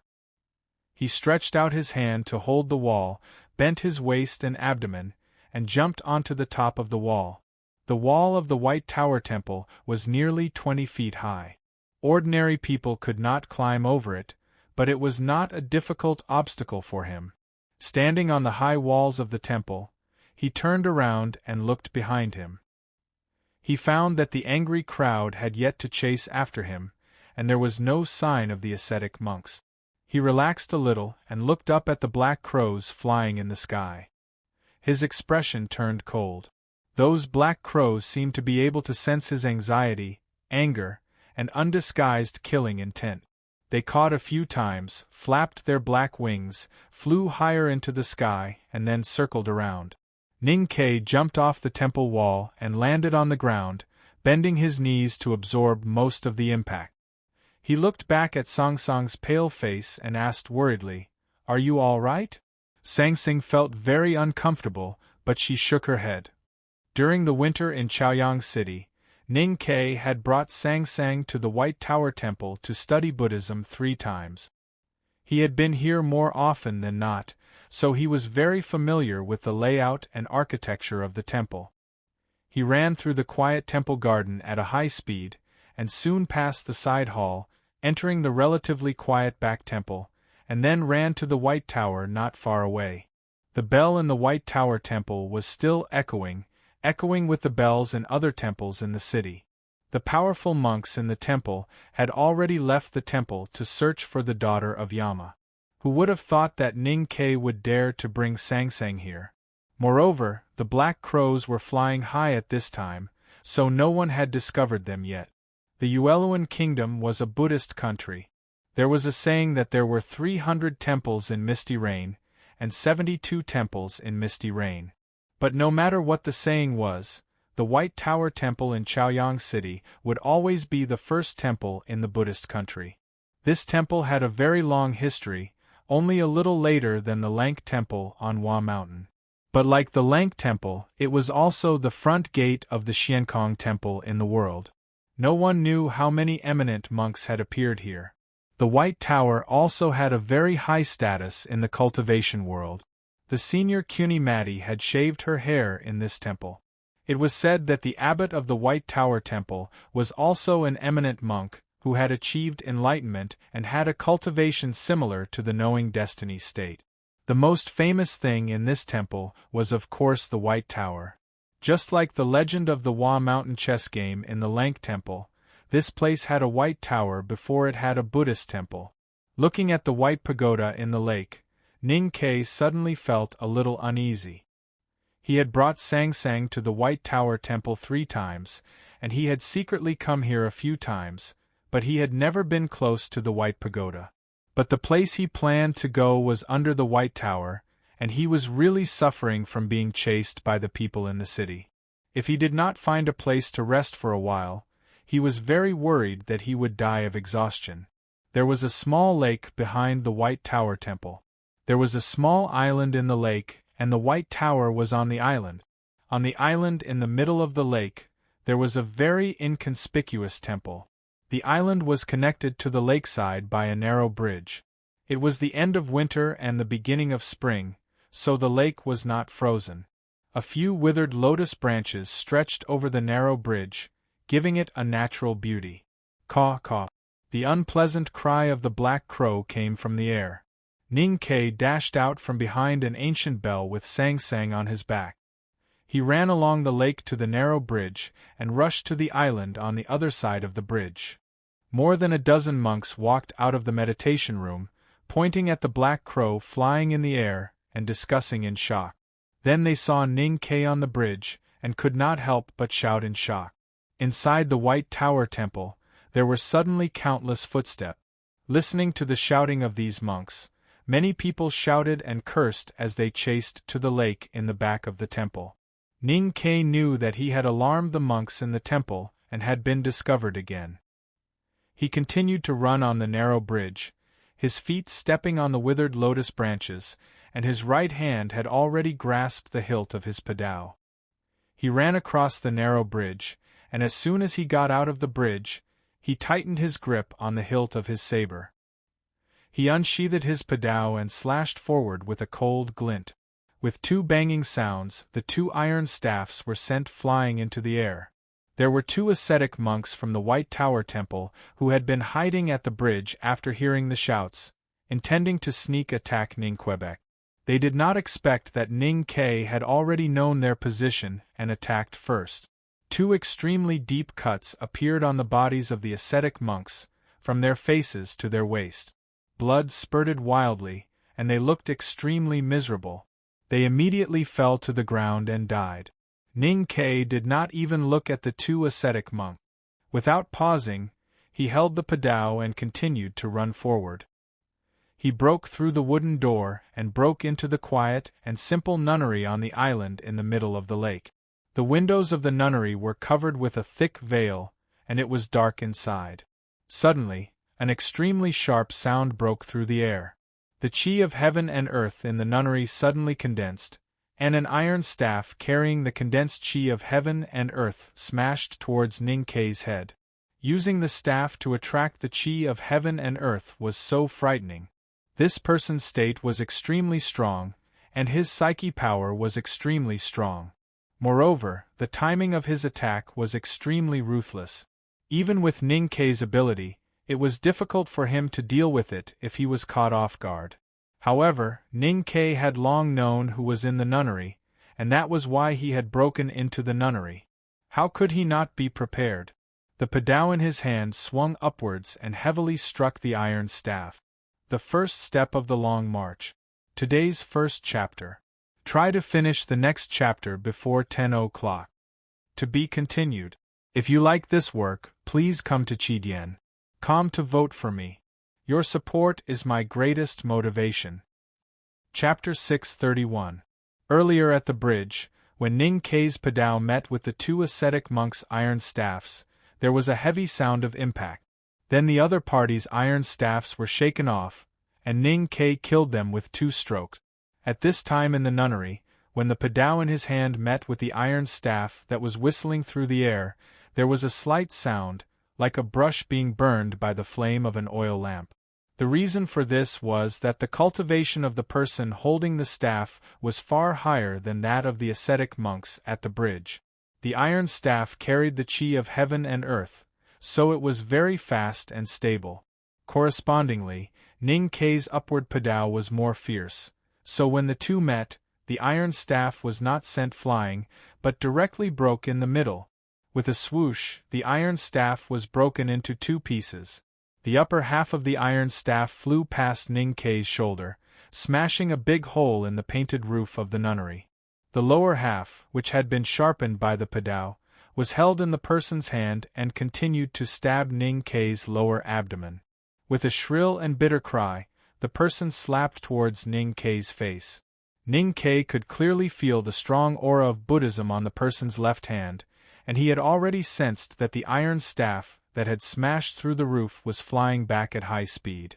At this time, there was a sharp iron staff in front of his lower abdomen, and another iron staff was about to attack his back.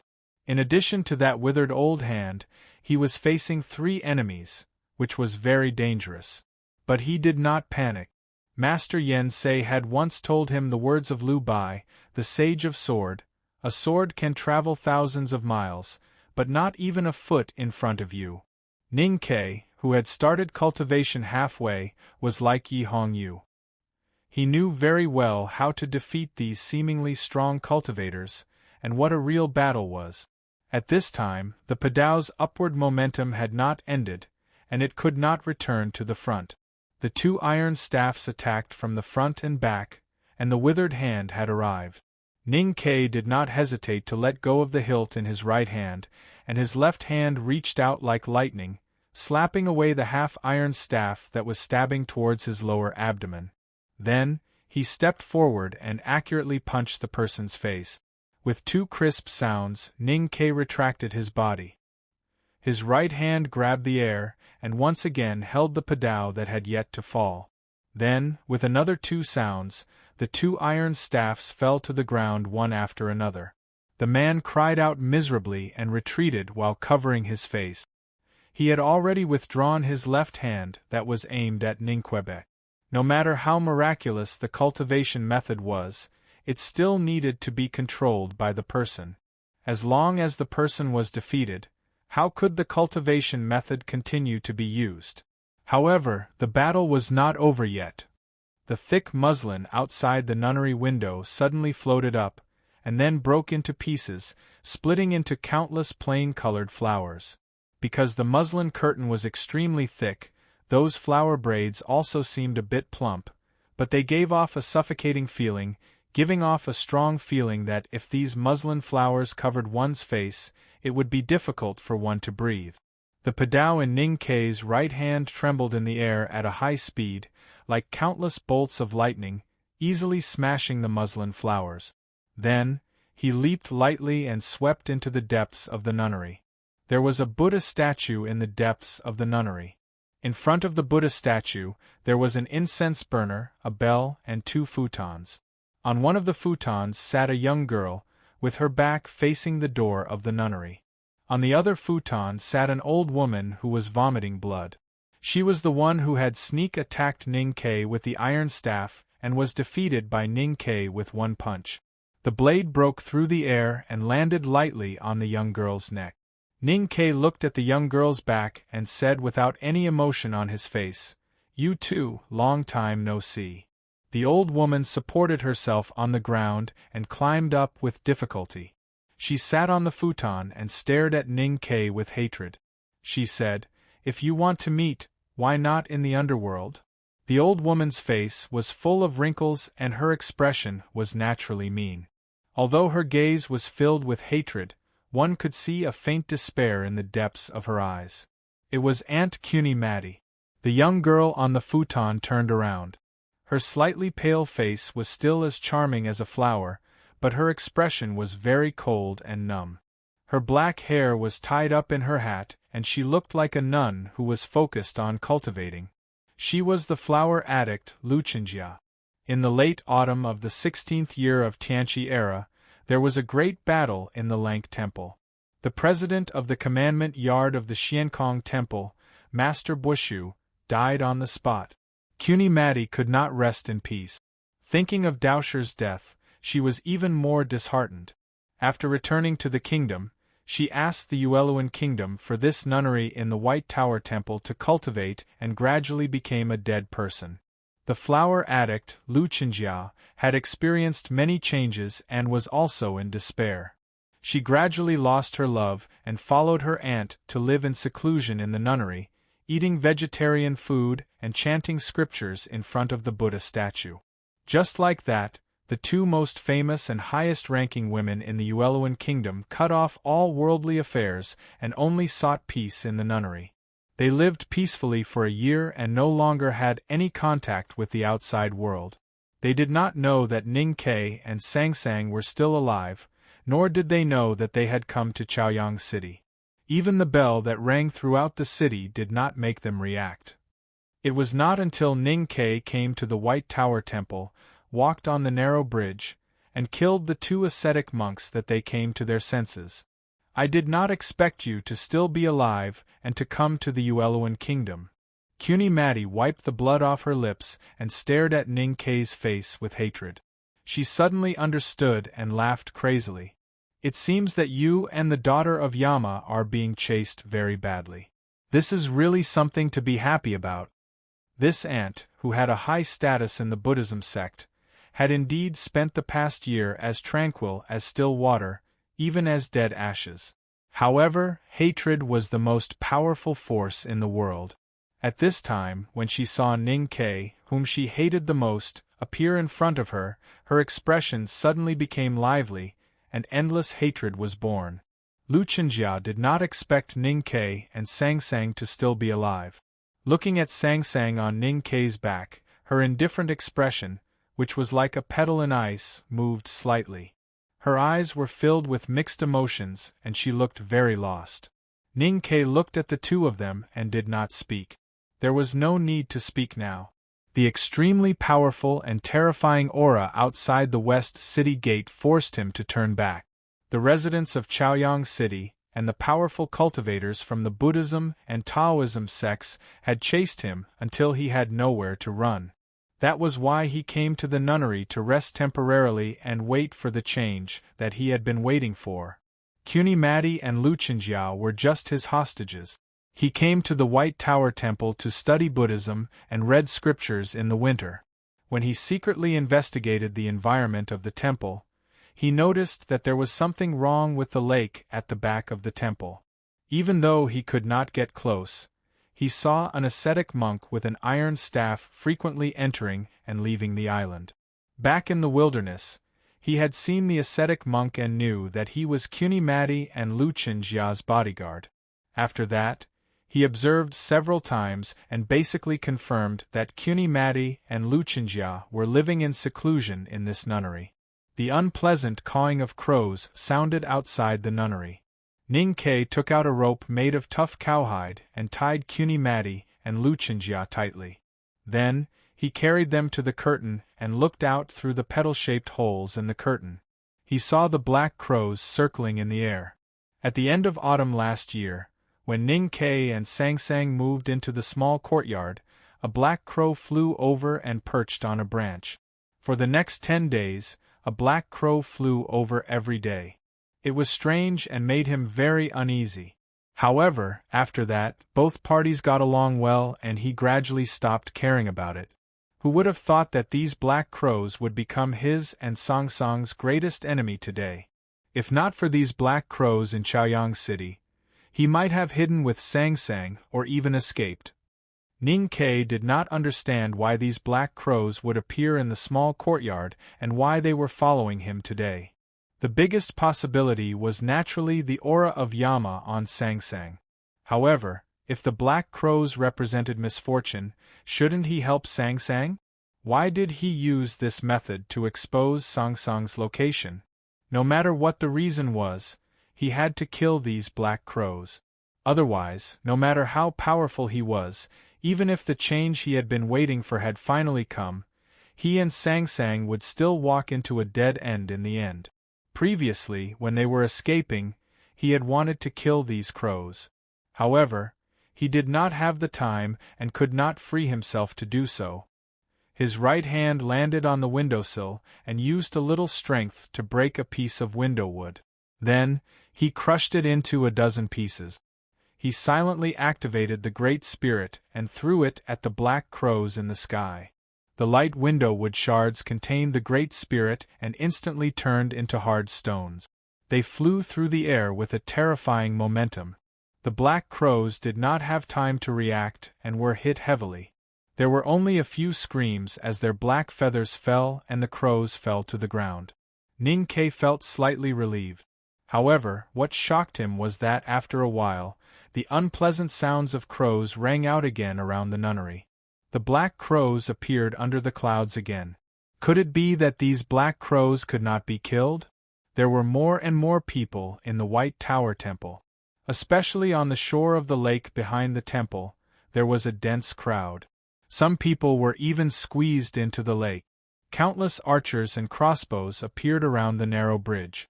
More than 100 Buddhism sect disciples and more than a dozen divine guards were vigilantly watching the nunnery on the island in the middle of the lake.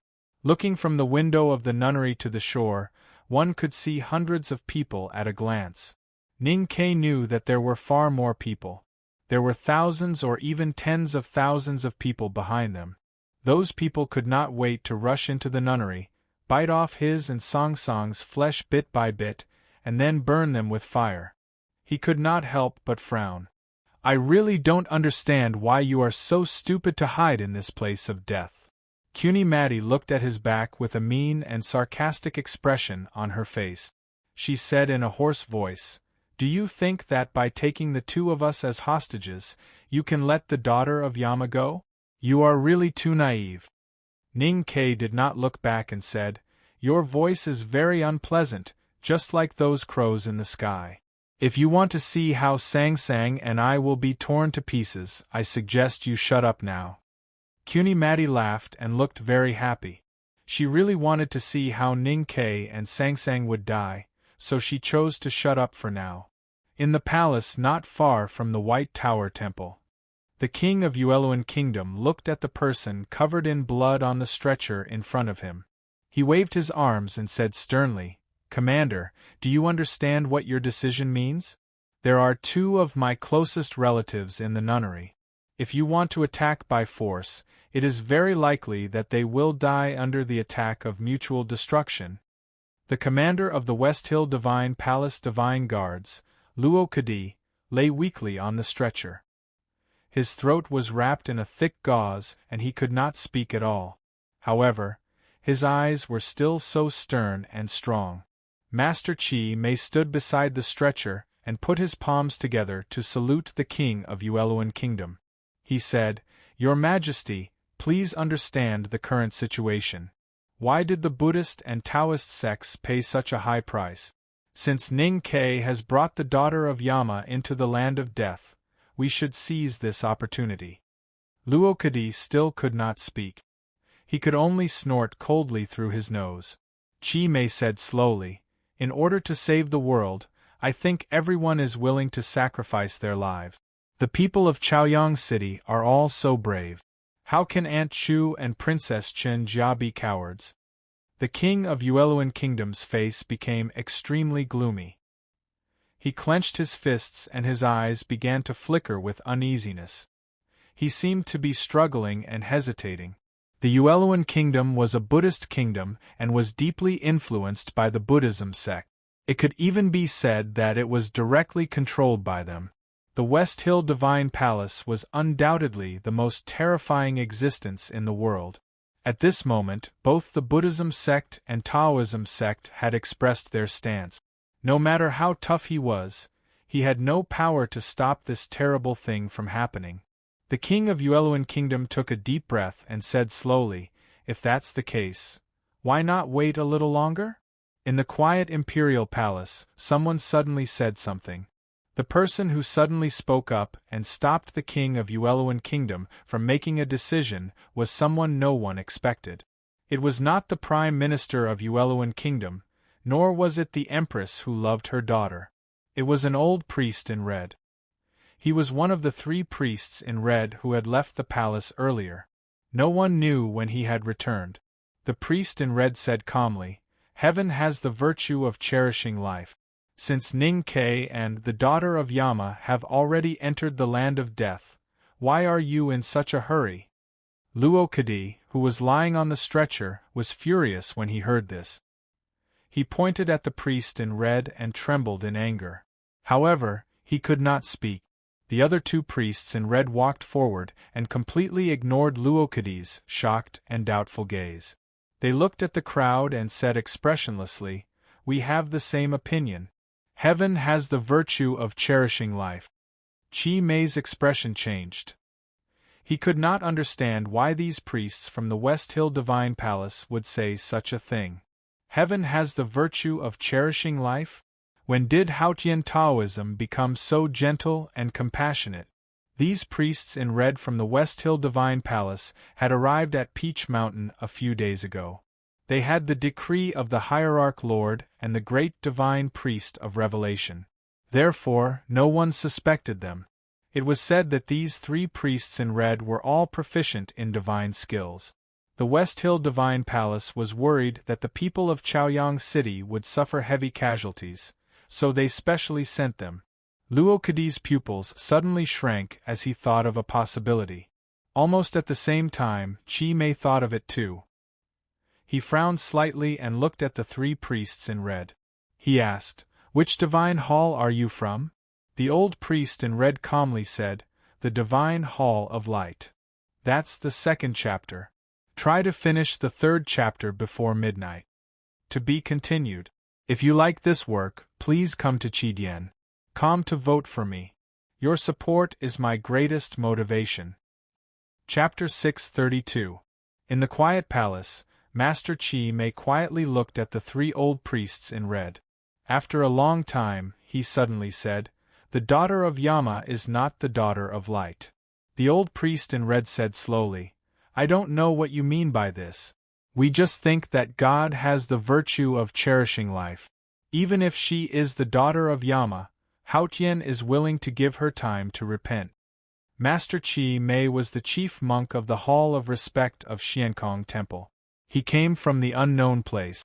Once he stepped into the human world, he was the most distinguished figure in the Buddhism sect.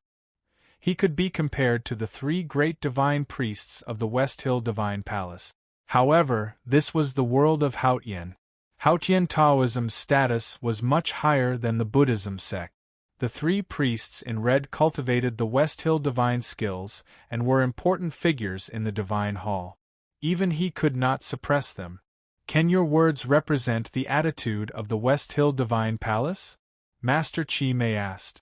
The old red-robed divine official indifferently said, "Why can't I? The divine priest of judgment, Yi Hongyu, was not in Chaoyang City. The people from the judicial department were still on their way to Chaoyang City. Several distinguished visiting professors of Haotian Taoism were far away in the Pamir Mountains. At this time, in the palace of the Ueluan Kingdom, the 3 priests in red had the highest status.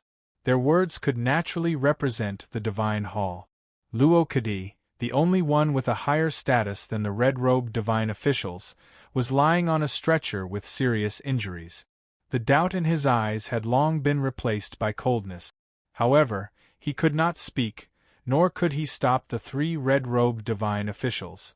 Other than the Tang Empire, all the other countries in the world were secretly controlled by the Taoist and Buddhist sections. However, they were also very powerful. When faced with the pressure from the 2 sects, the Yueluan kingdom had no other way. Seeing that the attitude of Haotian Taoism seemed to have changed, he felt slightly relieved and said, "Then let's wait a little longer." Master Chi Mei looked at the 3 priests in red deeply and turned to walk out of the palace. He had vaguely guessed that this was related to the internal strife of the West Hill Divine Palace. As a master of the Buddhism sect, he did not want to get involved. Moreover, the chief monk was about to arrive. He believed that the 3 priests in red could not affect the overall situation. On a balcony somewhere in the palace, a red-robed divine priest looked at the dense crowd in the White Tower Temple in the distance and said sadly, "Since the great divine priest was imprisoned, the divine Hall of Light has been declining day by day. We can't even find a grand cultivator in the knowing destiny state. What can we change in the current situation?" Another red-robed divine priest said sadly, "Even if we don't do anything after saying those words, we have already violated the hierarch's order. I think when we return to Peach Mountain, we will be locked in the U prison and never see Haotian again." The leading priest in red said coldly, "Back then, the divine priest of light was ambushed and imprisoned in the U prison for more than a decade because of his innocence. Our divine Hall of Light has been living a miserable life for more than a decade." Finally, the great divine priest found a successor in Chang, an city, and the Lady of Light reappeared in the world. However, the hierarch and the other 2 divine halls actually colluded with the Buddhism sect and framed Lady Yama as the daughter of Yama. In the face of such a situation, how can we stand by and do nothing? Senior brother, but if Lady Yama is really the daughter of Yama, what should we do? Light is never wrong, because light represents Haotian. Lady Yama's road to return to the throne is filled with blood and conspiracies. It will be difficult for the divine Hall of Light to shine again. I think this is Haotian's test for us. The red-robed priest looked at the crowd in the White Tower Temple in the distance. His old face was filled with excitement and fanaticism. He said, "I've given away all the wealth I've accumulated in the kingdom of Qi for the chance to come to the Yueluan kingdom. Even if I die here today, I will save the Lady of Light." Escaping into the White Tower Temple, barging into the nunnery, and holding Kunimati and Luchinjia as hostages was the last and least desired plan of Ning Kei's. Just like how Kunimati and the bigwigs in the palace saw it differently, such an action was equivalent to putting himself in a dead end. But he needed to fight for time to rest and wait. He was very tired at this moment. His right hand, which was holding onto the hilt, was trembling slightly. His body was injured both internally and externally. The most serious injuries were caused by the battle with Luo Kadi and Master Chi Mei outside the small courtyard. Although he had suffered some pain from being smashed while escaping on the street, he was actually fine. But now that he thought about what had happened on the street, he gradually felt a great fear. The nunnery was extremely quiet. One could clearly hear the shouts, curses, and even cries coming from the other side of the lake. Kunimati was silent. Luchinjia suddenly asked, "You have been keeping her by your side for the past year?" Ning Kei nodded.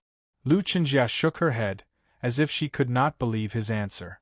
She looked at the white paper flower between her fingers and said in a daze, "Is there really someone in the world who is not afraid of death? Someone who is not afraid of death has not been born yet." Ning Kei walked back from the window, picked up a futon, and sat down to rest. At this moment, the people on the other side of the lake had not rushed onto the narrow bridge. This meant that the 2 hostages in his hands were indeed effective. He had to use this time to recover his psyche power and physical strength. Sang Sang stretched her legs forward and placed them on his knees. Then, she hugged him from behind and rested her face on the back of his neck. She closed her eyes tiredly and began to rest. Ning Ke did not let go of Sang Sang, who was behind him, no matter whether he was running or sitting down. Even if he really needed to rest now, because no one knew what would happen in the next moment and whether he would run again immediately. Lu Chenjia looked at this scene and shook her head. She said softly, "Those who are infatuated with love are indeed very stupid." Ning Ke said, "Although you are infatuated with love, it does not mean that you really understand what it means to be infatuated with love. In fact, you do not even know what love is." Lu Chenjia looked at him and asked seriously, "What is love?" Ning Ke said, "If it can be explained clearly, then it is not love." Lu Chenjia frowned slightly. She still could not believe that someone as shameless as Ning Ke would really do so much for Sang Sang. She said, "You escaped with the daughter of Yama. I'm afraid you are not thinking of benefits." Ning Ke looked at her and said, "Why do you like flowers? Are they beautiful or can they bring you benefits?" Lu Chenjia understood what he meant. She shook her head and said, "Plum Bud is not beautiful, but she has a soul. That is why I like her." "I understand what you mean, but she is an evil flower." "Is Long Qing an evil flower?" Ning Ke said mockingly, "When I barged into the nunnery, you did not attack immediately. Perhaps you were thinking about how it is often written in novels where the heroine cultivates in the nunnery and could shave her hair and become a nun at any time. Then, the hero barged in despite all the dangers. You thought that Long Qing came to save you. Unfortunately, you are disappointed." Lu Chenjia looked down at the paper flower between her fingers and said calmly, "In the past, Long Qing was the only flower that bloomed in my heart. Now that he is dead, this flower has withered. I heard that he is living well in the wilderness. You also said that he is now an evil flower. That is why in my heart, he is already dead. Even though I do not know the specifics, but judging from the outcome of the battle in the wilderness in winter, Long Qing should have reached some sort of agreement with the West Hill Divine Palace. He is no longer a traitor of Haotian. Do you still think that he is an evil flower?" Lu Chenjia looked up in surprise. Her eyes brightened slightly before they gradually disappeared. Ning Ke looked at her and smiled. "He is still that evil flower. It is just that he may have regained his glory and reputation. Is that why you are happy and even interested in him again?" Lu Chenjia looked at his detestable smiling face and said in a trembling voice, "You are saying all this to mock me. What I hate the most in my life are those who want to become nuns or monks because they don't have a man or a woman. They hate themselves to the extreme. They are disgusting people who feel extremely sorry for themselves." Ning Ke's mouth was dry after saying all this. He reached for the teapot on the table and took 2 sips. He realized that the teapot was filled with water and could not help but frown slightly. He felt that he was right. "And I want to tell you that my love is different from yours. It may not be as sad as you think, but it is calmer and more powerful than yours. That is because my love has nothing to do with good or evil." Lu Chenjia was slightly stunned and said, "How can love have nothing to do with good or evil?" "Because love is subjective for everyone. Good and evil are the same as beauty and ugliness. They are subjective for the entire world. Why should my view be affected by the entire world's view?" Ning Ke turned to look at Sang Sang, who was resting on his shoulder. He looked at her little face and said softly, "I do not like Haotian or Yama.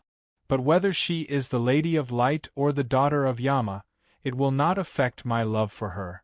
Just like back then, when everyone said that I was the son of Yama, didn't she still like me?" Cuny Matty finally could not take it any more and scolded, "Shameless! Disgusting! Despicable!" Lu Chenjia looked at Sang Sang and murmured, "I really envy her now." Cuny Matty glared at her sternly, but realized that she had no reaction and was still in a daze. She knew that she was affected by the demonic miasma again and could only sigh helplessly. She looked at Ning Ke and sneered, You and the daughter of Yama are about to die, but you still have the mood to talk about such boring and despicable things. What's despicable about liking? Don't forget that you have even given birth to a son. Ning-Kei said, and then looked at the scenery of the Buddhist temple outside the window.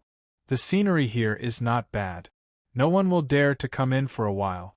What else can we do but chat? Kunimati was furious. Ning-Kei ignored her and thought about something else.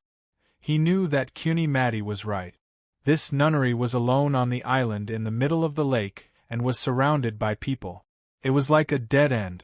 Chu and Luchenjia were of noble status, but if they wanted to exchange their lives for songsangs, not to mention the powerhouses of Buddhism and Taoism, all the people of Yueluan Kingdom and even the king of Yueluan Kingdom would eventually agree.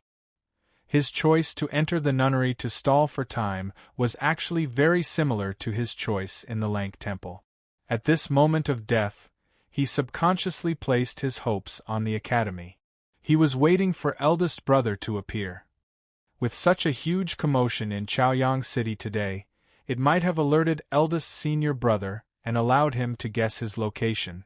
Since the White Tower Temple was so famous, the map in eldest senior brother's mind must have a fixed point here. Time passed slowly. The noise on the other side of the lake did not calm down. Black crows circled and danced outside the nunnery, cawing from time to time. The atmosphere became more and more tense. Until now, eldest brother still had not appeared. Previously at the western gate, he had sensed a suffocating aura filled with compassion. However, it was already not far away. Ning-Kei's expression became extremely solemn. He knew that he could not wait any longer.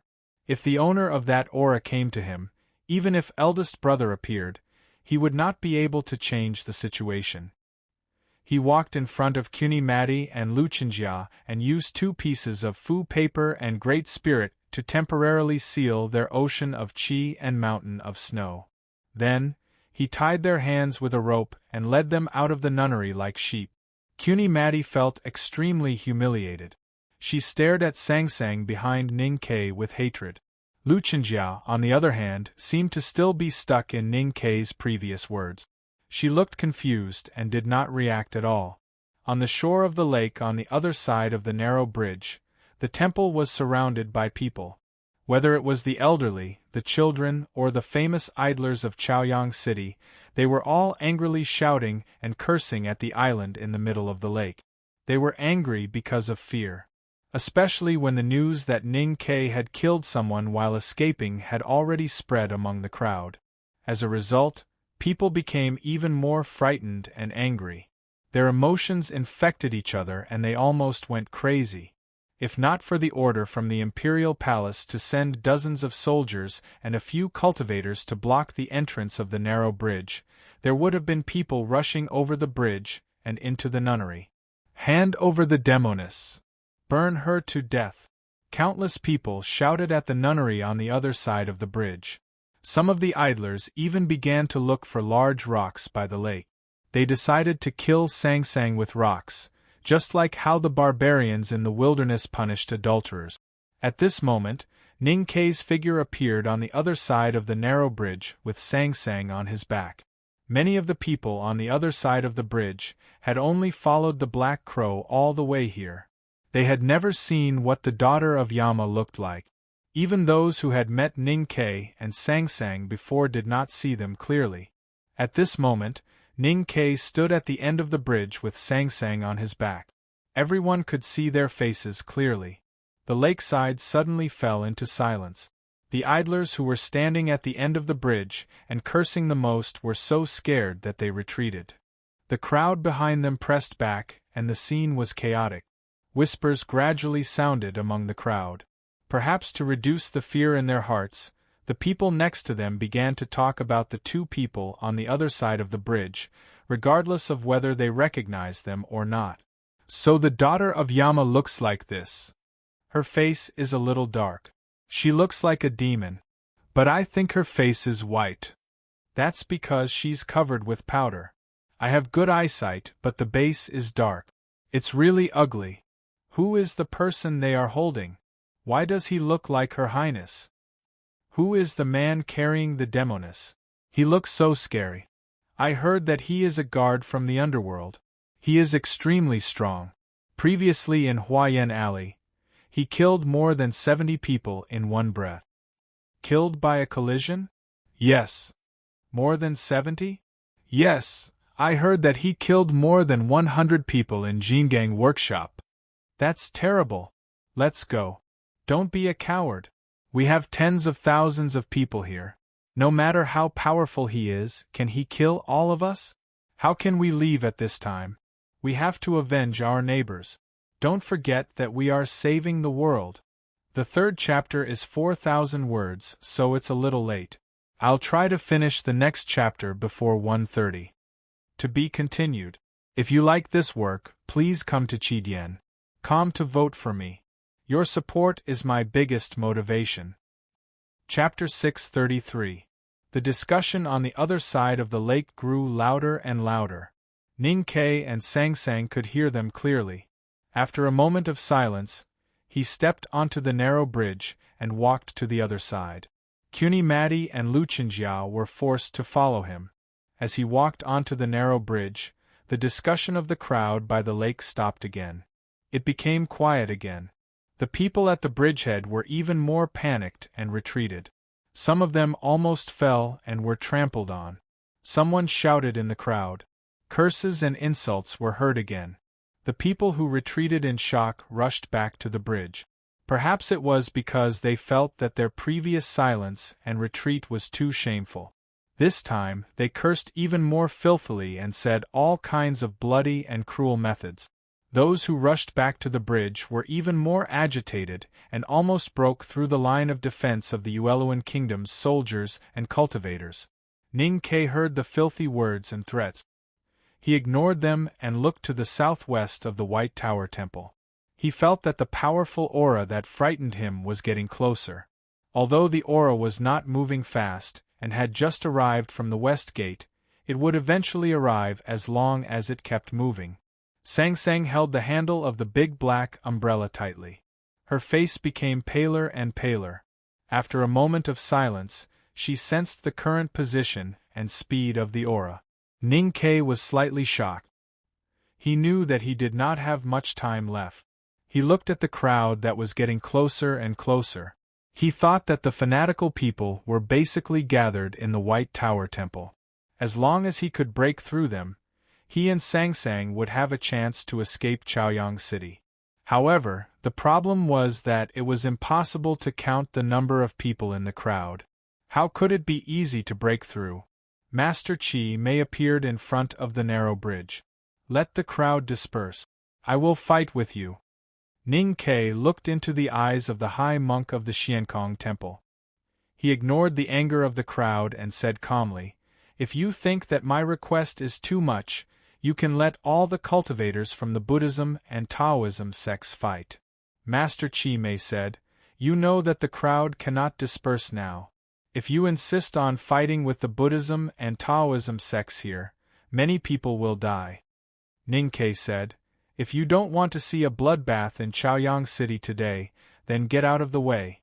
The crowd may not listen to you, but the cultivators and soldiers will."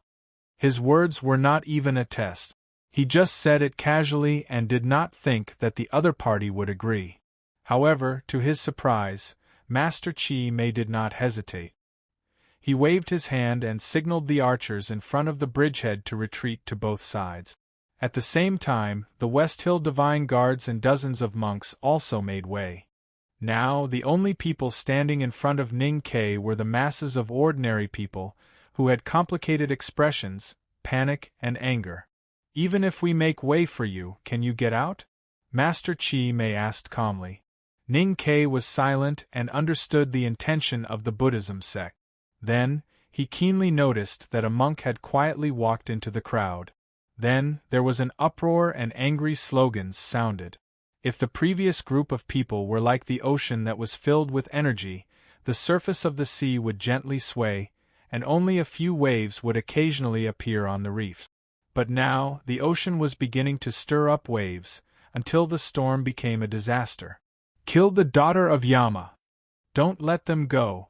The angry shouts of the crowd became louder and louder, more and more concentrated, and more powerful. The atmosphere became more and more chaotic, like a house whose beams and pillars had been cut and could collapse at any time. Master Chi Mei chanted the name of Buddha and said calmly, "Look, it's not that we don't want to make way, but the people don't." Ning Kai looked at the middle-aged monk and said, "Second brother's evaluation of the Buddhism sect is indeed right." Master Chi Mei wanted to know how the proud Jun Mo of the academy thought of the Buddhism sect. He asked, "What did Mr. Second say?" Ning Kai said, "Second brother said that all monks should die." Master Chi Mei was a little angry when he heard that. But when he heard the shouts around him, and looked at the fanatical faces of the people, a trace of shame appeared on his face. He put his palms together and said nothing.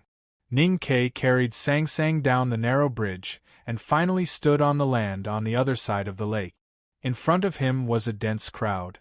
It was an endless sea of people. Everyone was glaring at him and shouting angrily. They were holding shovels or stones in their hands. Countless faces entered Ning Kai's sight.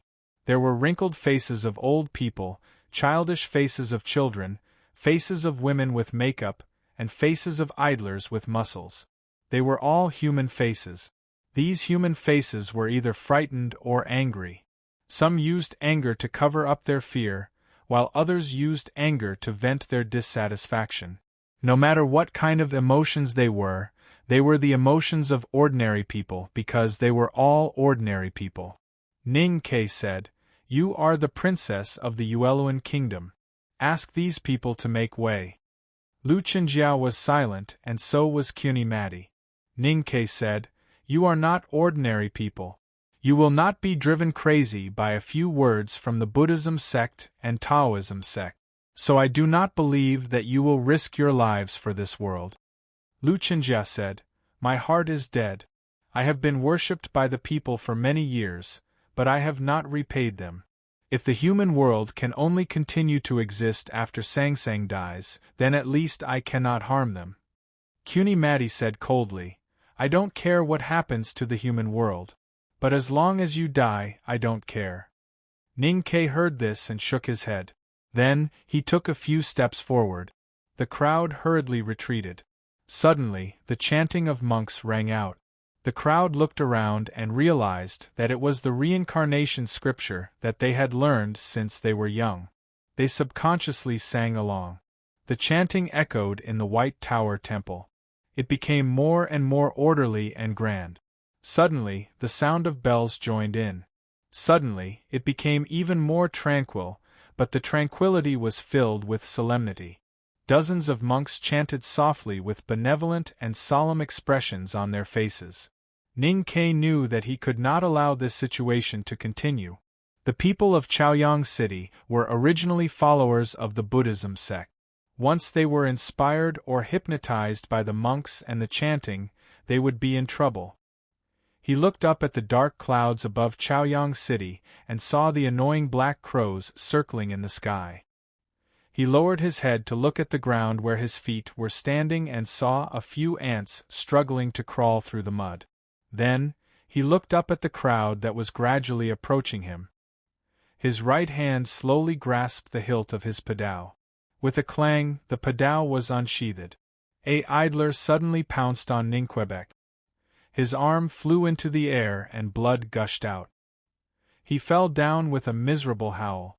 A pious old woman waved her arms to scratch Ning Kai's face, but her hands were suddenly broken. An agitated student hit Sang Sang on Ning Kai's back with a wooden stick, but the stick strangely broke in the middle. Then, his body was also broken in the middle, from the waist to the abdomen, into two parts.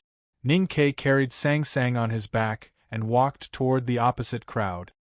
His whole body was stained with dark red blood, but his expression did not change.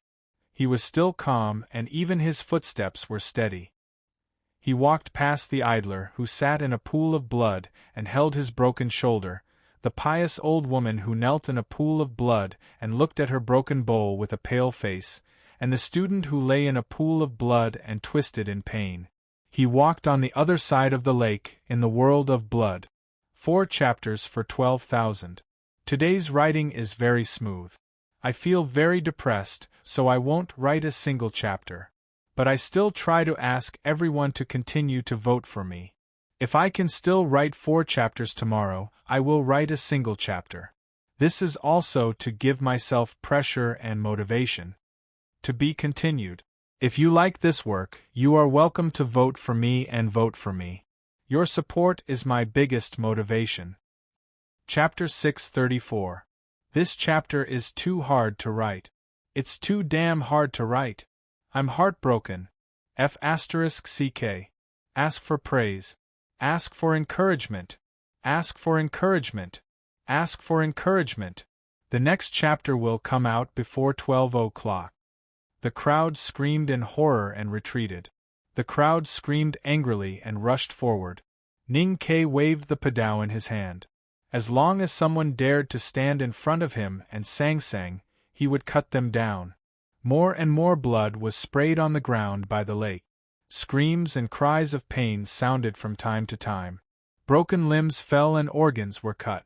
The scene looked extremely bloody and cruel. The Buddhism sect intended to turn the lives of ordinary people into heavy iron chains and directly lock Ning Ke in the White Tower Temple. However, they did not know that Ning Ke was not the disciple of the academy they imagined. He was not the eldest brother or the second brother. He was never afraid to kill people when he needed to, no matter who they were. Looking at the tragic scene, some ascetic monks could no longer suppress it. They whistled through the air and hit Ning Ke's head with their staff. Ning Ke waved his padao to meet it. His left foot quietly kicked out from under his clothes and hit the ascetic monk's abdomen. The monk was kicked deep into the crowd. Then he shouted and chopped down with both hands. Under the blade were Master Chi Mei's 2 hands. The 7 broken fingers suddenly shone with golden light and then disappeared in an instant. The magnificent power of the flesh Buddha and the majestic Great Spirit in Ning Ke's body met again. A strong wind surged by the lake. Even the aura of heaven and earth was a little chaotic. The surrounding crowd was shaken down like grass. The soles of his boots drew a mark on the soil. Ning Ke was shaken back several feet, which was the starting point of his killing. Master Chi Mei's body shook slightly and finally took half a step back. His face was pale. Sure enough, the monks of the Buddhism sect would eventually fall into a hypocritical world. Ning Ke wiped the blood from the corner of his mouth and quietly looked at Chi Mei, who was not far away. He thought to himself, "Since you have forced me into the Azura state from the beginning, then you should not make a move now." At this moment, he noticed that the West Hill Divine Guards had retreated to the periphery of the crowd. They were not like the monks who glared at him in the crowd. Master Chi Mei looked at Ning Ke, who was covered in blood, and at the padao in his hand that had killed more than a dozen people. He said, "I didn't think you would really use your padao." Ning Ke pointed at the corpses on the field with his knife and said, "You should know very well that these people were killed by you. From the moment you ordered these bald donkeys to disperse, everyone who died today was killed by you." He was jolted back to the place where he had first drawn his saber. The student who had been cut in half by him was still alive. He was moaning in a pool of blood, twisting half of his body. His intestines were broken and his internal organs were rotten beyond description. Kunimati and Luchinjia stood behind Ning Ke with their hands tied by rope. They looked at the bloody scene around them and their expressions were ugly, especially Luchinjia, whose face was as pale as snow. She looked at the student who only had half a body left on the ground and felt her legs go weak. She said, "Give him a quick death." Ning Ke looked at Master Chi Mei in silence. The padao in his hand was very stable. It was as if he did not hear what she said at all, or he pretended not to hear. Luchinjia stared angrily at his back. She shouted, "He is going to die. Why let him suffer before he dies?" Ning Ke did not add another stab to the body of the student who was in extreme pain. That was because he knew that killing people was not enough to frighten the crowd that had already fallen into a state of madness. Sometimes death was equivalent to a deep sleep. Before the corpse rotted, it could not give people the greatest fear. At this time, only extreme pain and bloodshed could have a strong enough effect. Only then could fewer people die today. Cuny Matty looked at his side profile and scolded, "You are indeed a beast." The lakeside gradually quietened down. The students' moans and howls were so clear. Looking at the thick blood and broken limbs on the ground, some people started to vomit. There were also women crying in fear. Ning Kei's bloody methods and cruel actions had achieved the effect he wanted. The crowd was gradually shocked, especially the hundreds of people at the front. Their faces were pale and they subconsciously wanted to retreat. "I know why you are willing to die to kill us. Because in your eyes, we are the murderers who destroyed the world. If you want to live, you need us to die." Ning Kei looked at the crowd around him and said, "But you have to know that if you try to stop us from leaving today, your world will be destroyed today. You will die today." Then, he looked at Chi Mei and said, "Just now, you and I exchanged blows and 4 people were killed. You should know better than anyone how many people will die in this battle. So, as I said earlier, if you try to stop me here later, then the thousands of lives that will be lost will be your sin, not mine." After saying this, he carried Sang Sang on his back and continued forward with his knife. Seeing him walk over, the people at the front of the crowd screamed and retreated. Their faces were full of fear and they could no longer find any trace of courage. Suddenly, the crowd at the back was in chaos. Ning Kei, who was covered in blood, was like a heavy stone falling into the pond with a plop. The water was immediately swept away, and an open space of about 10 feet was formed around him. However, at this time, at least tens of thousands of people had squeezed into the White Tower Temple. The crowd was not a pond, but a sea. Except for the people at the front, most people did not see what had happened in front of the narrow bridge. They did not see the bloody and cruel scenes. The crowd at the back was still shouting angrily and continued to rush forward. The ripples at the front of the narrow bridge that had just swayed backward were instantly hit back and formed a higher wave. Humans were such strange creatures. Because they saw it, they were afraid. If they didn't see it, they would naturally be fearless. No matter how weak a person was, once they gathered enough people, they would feel that they were extremely powerful. The timid would also become courageous, and in the end, they would become the most terrifying torrent. The crowd rushed in front of Ning Kei and blocked the way. Ning Kei waved his knife again, and blood continued to spray. Cries, shouts, and curses were constantly heard by the lakeside. Ning Kei killed the people in front of him.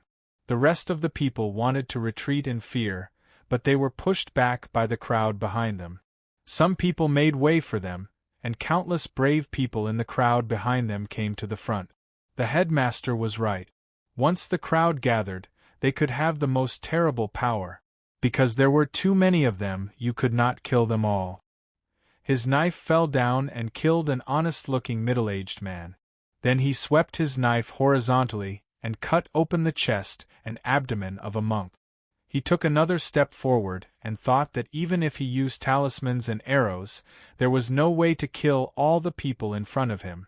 Even if he could kill them, the headmaster and eldest brother would not agree. This idea suddenly flashed in his mind, and then he forcibly erased it. If he and Sang Sang were really going to die, the headmaster and eldest brother would not agree, and they had to kill them. As he thought about it, he slightly shook his wrist and raised his knife, sending an old woman who could not even walk away flying. Along the way, he did not know how many knives he had used and how many people he had killed. His and Sang Sang's bodies had long been covered with blood. However, there was still a dense crowd in front of them, and there was no way out. He took a deep breath and continued to wave his arms, killing anything in front of him, whether it was people or principles. In the end, he even became a little mechanical and numb. Looking at the bloody faces in front of him with different expressions, he understood what many people had said. No matter how powerful a cultivator was, it was difficult to fight against the whole world alone.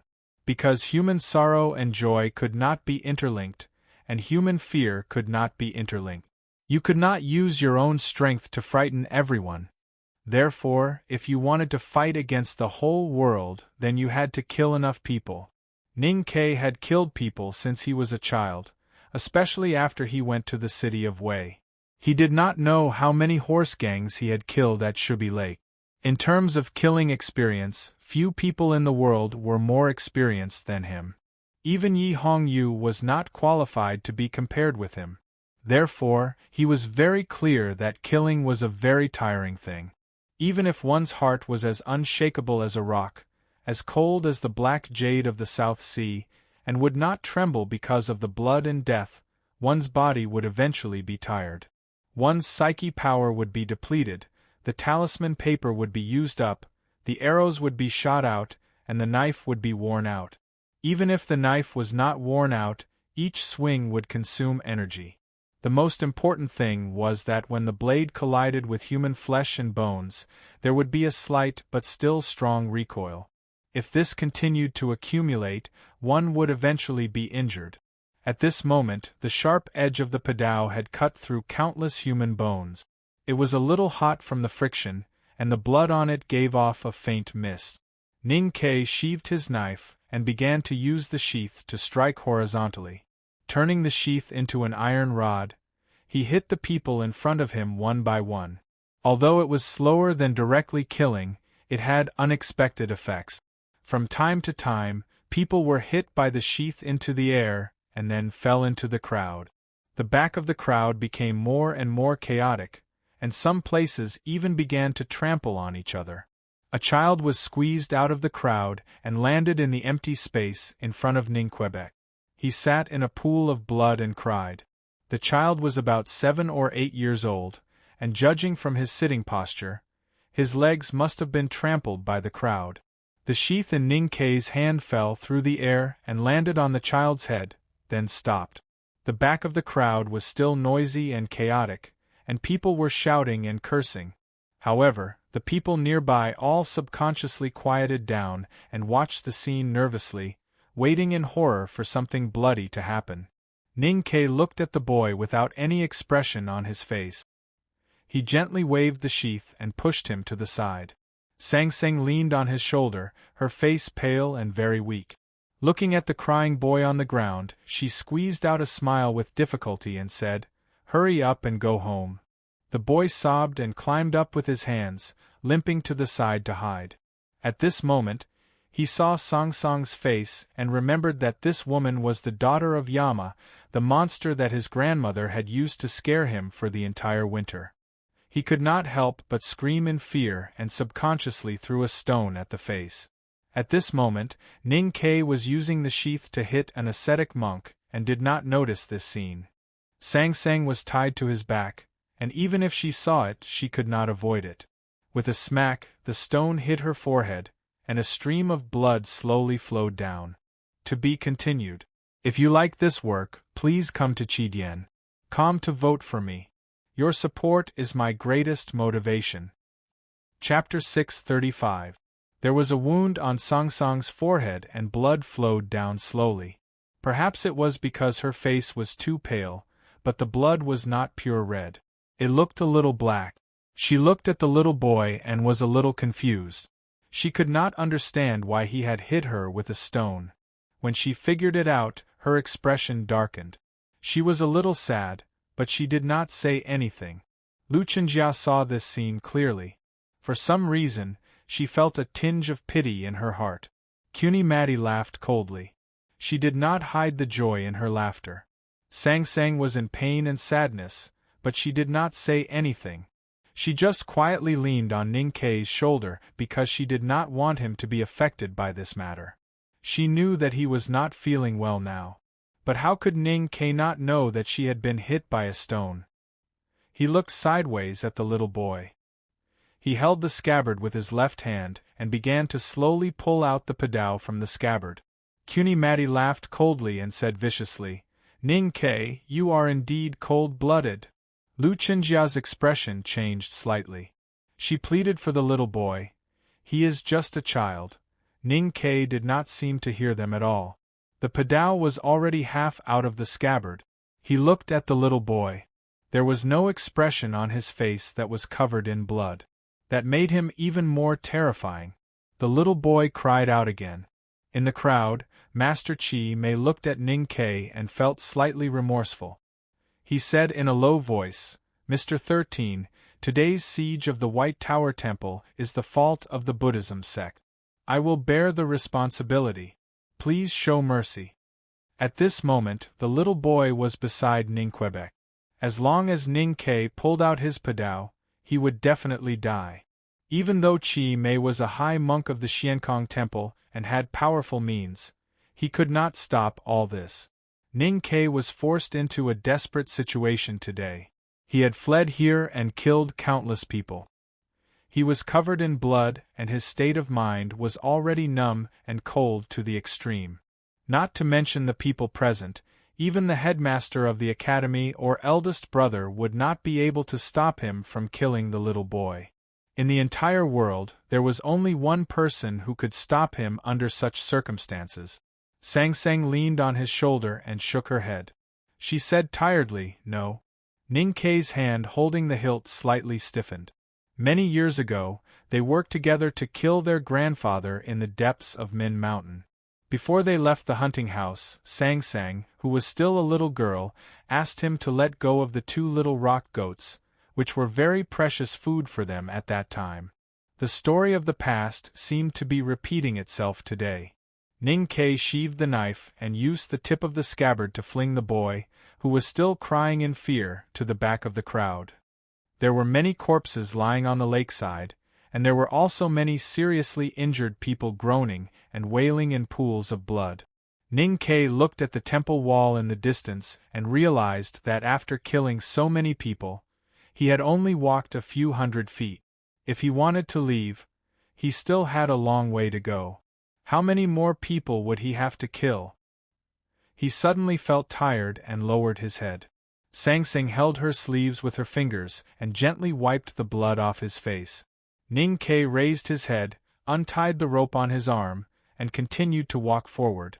Kunimati and Luchinjia did not know why he would let them go and stood rooted to the ground. Something very strange happened at this moment. Ning Ke walked forward, and the people in front of him gradually parted and became very quiet. The silence spread faster than the fear. The noise and curses at the back of the crowd also gradually stopped. Even the monks of the Buddhism sect fell into silence. They did not continue chanting or chanting Buddhist scriptures. The raging crowd in the White Tower Temple gradually calmed down. No one could understand what had caused the current silence. Ning Ke could not understand it, Master Chi Mei could not understand it, Kunimati could not understand it, and if Haotian was looking down on the world, he probably could not understand it either. Because of fear, so they were angry. Ning Ke was tired now, and the fear of the people seemed to have lessened, so they were no longer as angry as before? Or had he killed enough people, so the crowd was intimidated? Or was it because he had been killing people, so people wanted to kill him? Now that he had stopped killing, so people were not willing to risk their lives to charge forward and kill him? Ning Ke walked through the pool of blood and looked at the faces of the dead and injured. Then he raised his head and looked at the faces of the countless people in the crowd. Those faces were very ordinary and could not be found in the streets of Chaoyang City. However, these faces all had their own happiness, anger, sorrow, and joy. They all had their own stories, and many of their stories would end today. The crowd gradually parted in front of him, like the sea parting to form a passage. Ning Ke carried Sang Sang on his back and walked through the crowd tiredly. Blood dripped down from his hair. The earlier blood had already coagulated, and his hair stuck together. He looked very pathetic. Looking at him and the daughter of Yama on his back, the expressions on the people's faces were very complicated. Most of their faces were filled with fear, half of their faces were mixed with joy, and a few of their faces were still filled with anger. However, no matter how different their emotions were, they all looked at Ning Ke in the same way. It was the way they looked at an alien. In the eyes of the people, Ning Ke, who was covered in blood, was a devil, a guard of the underworld, and a cold and fierce beast. But in short, he was not a human. There was dead silence in the White Tower Temple, and only the sound of Ning Ke's footsteps could be heard. Countless people looked at him silently, still holding the shovels and bricks in their hands. Their eyes were filled with hatred and anger, and their slightly leaning back bodies exposed the extreme fear in their hearts. All of this combined into absolute indifference. The crowd gradually parted like the sea. It was not to welcome him, but to send him thousands of miles away. It was like a flock of sheep in the wilderness sending away a sheep that had learned to eat sheep and eventually turned into a wolf. This was probably the feeling of being abandoned by the whole world. Ning Ke wiped his blood-stained hands on his clothes. Then he reached out to his shoulder and gently patted Song Song's little face. That powerful aura was approaching. Ning Ke quickened his pace. According to Song Song's previous calculation, it was still not too late. As long as the crowd in front of him did not continue to attack him, and Master Chi Mei obviously had no intention of attacking.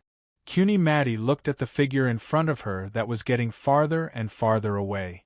Her body suddenly trembled violently, and the look of hatred on her face became more and more serious, even a little crazy. She was different from Master Chi Mei and the people present. She never cared whether Sang Sang was the daughter of Yama or not. She just wanted Ning Ke to die and avenge her man and son. In the nunnery, the talisman intent that Ning Ke had patted on her body had gradually dissipated. Her psyche power and cultivation had returned to her body. She shouted and suddenly rushed forward. She hit Sang Sang behind Ning Ke with her palm. "I'm really tired. The number of chapters in the previous chapter is wrong. I'll try to finish the third chapter before 1:30. If you like this work, please come to Chidian.com to vote for me. Your support is my greatest motivation. You're tuning in to the Phoenix Knights YouTube channel. Don't forget to subscribe and join us on this journey to catch the most captivating stories.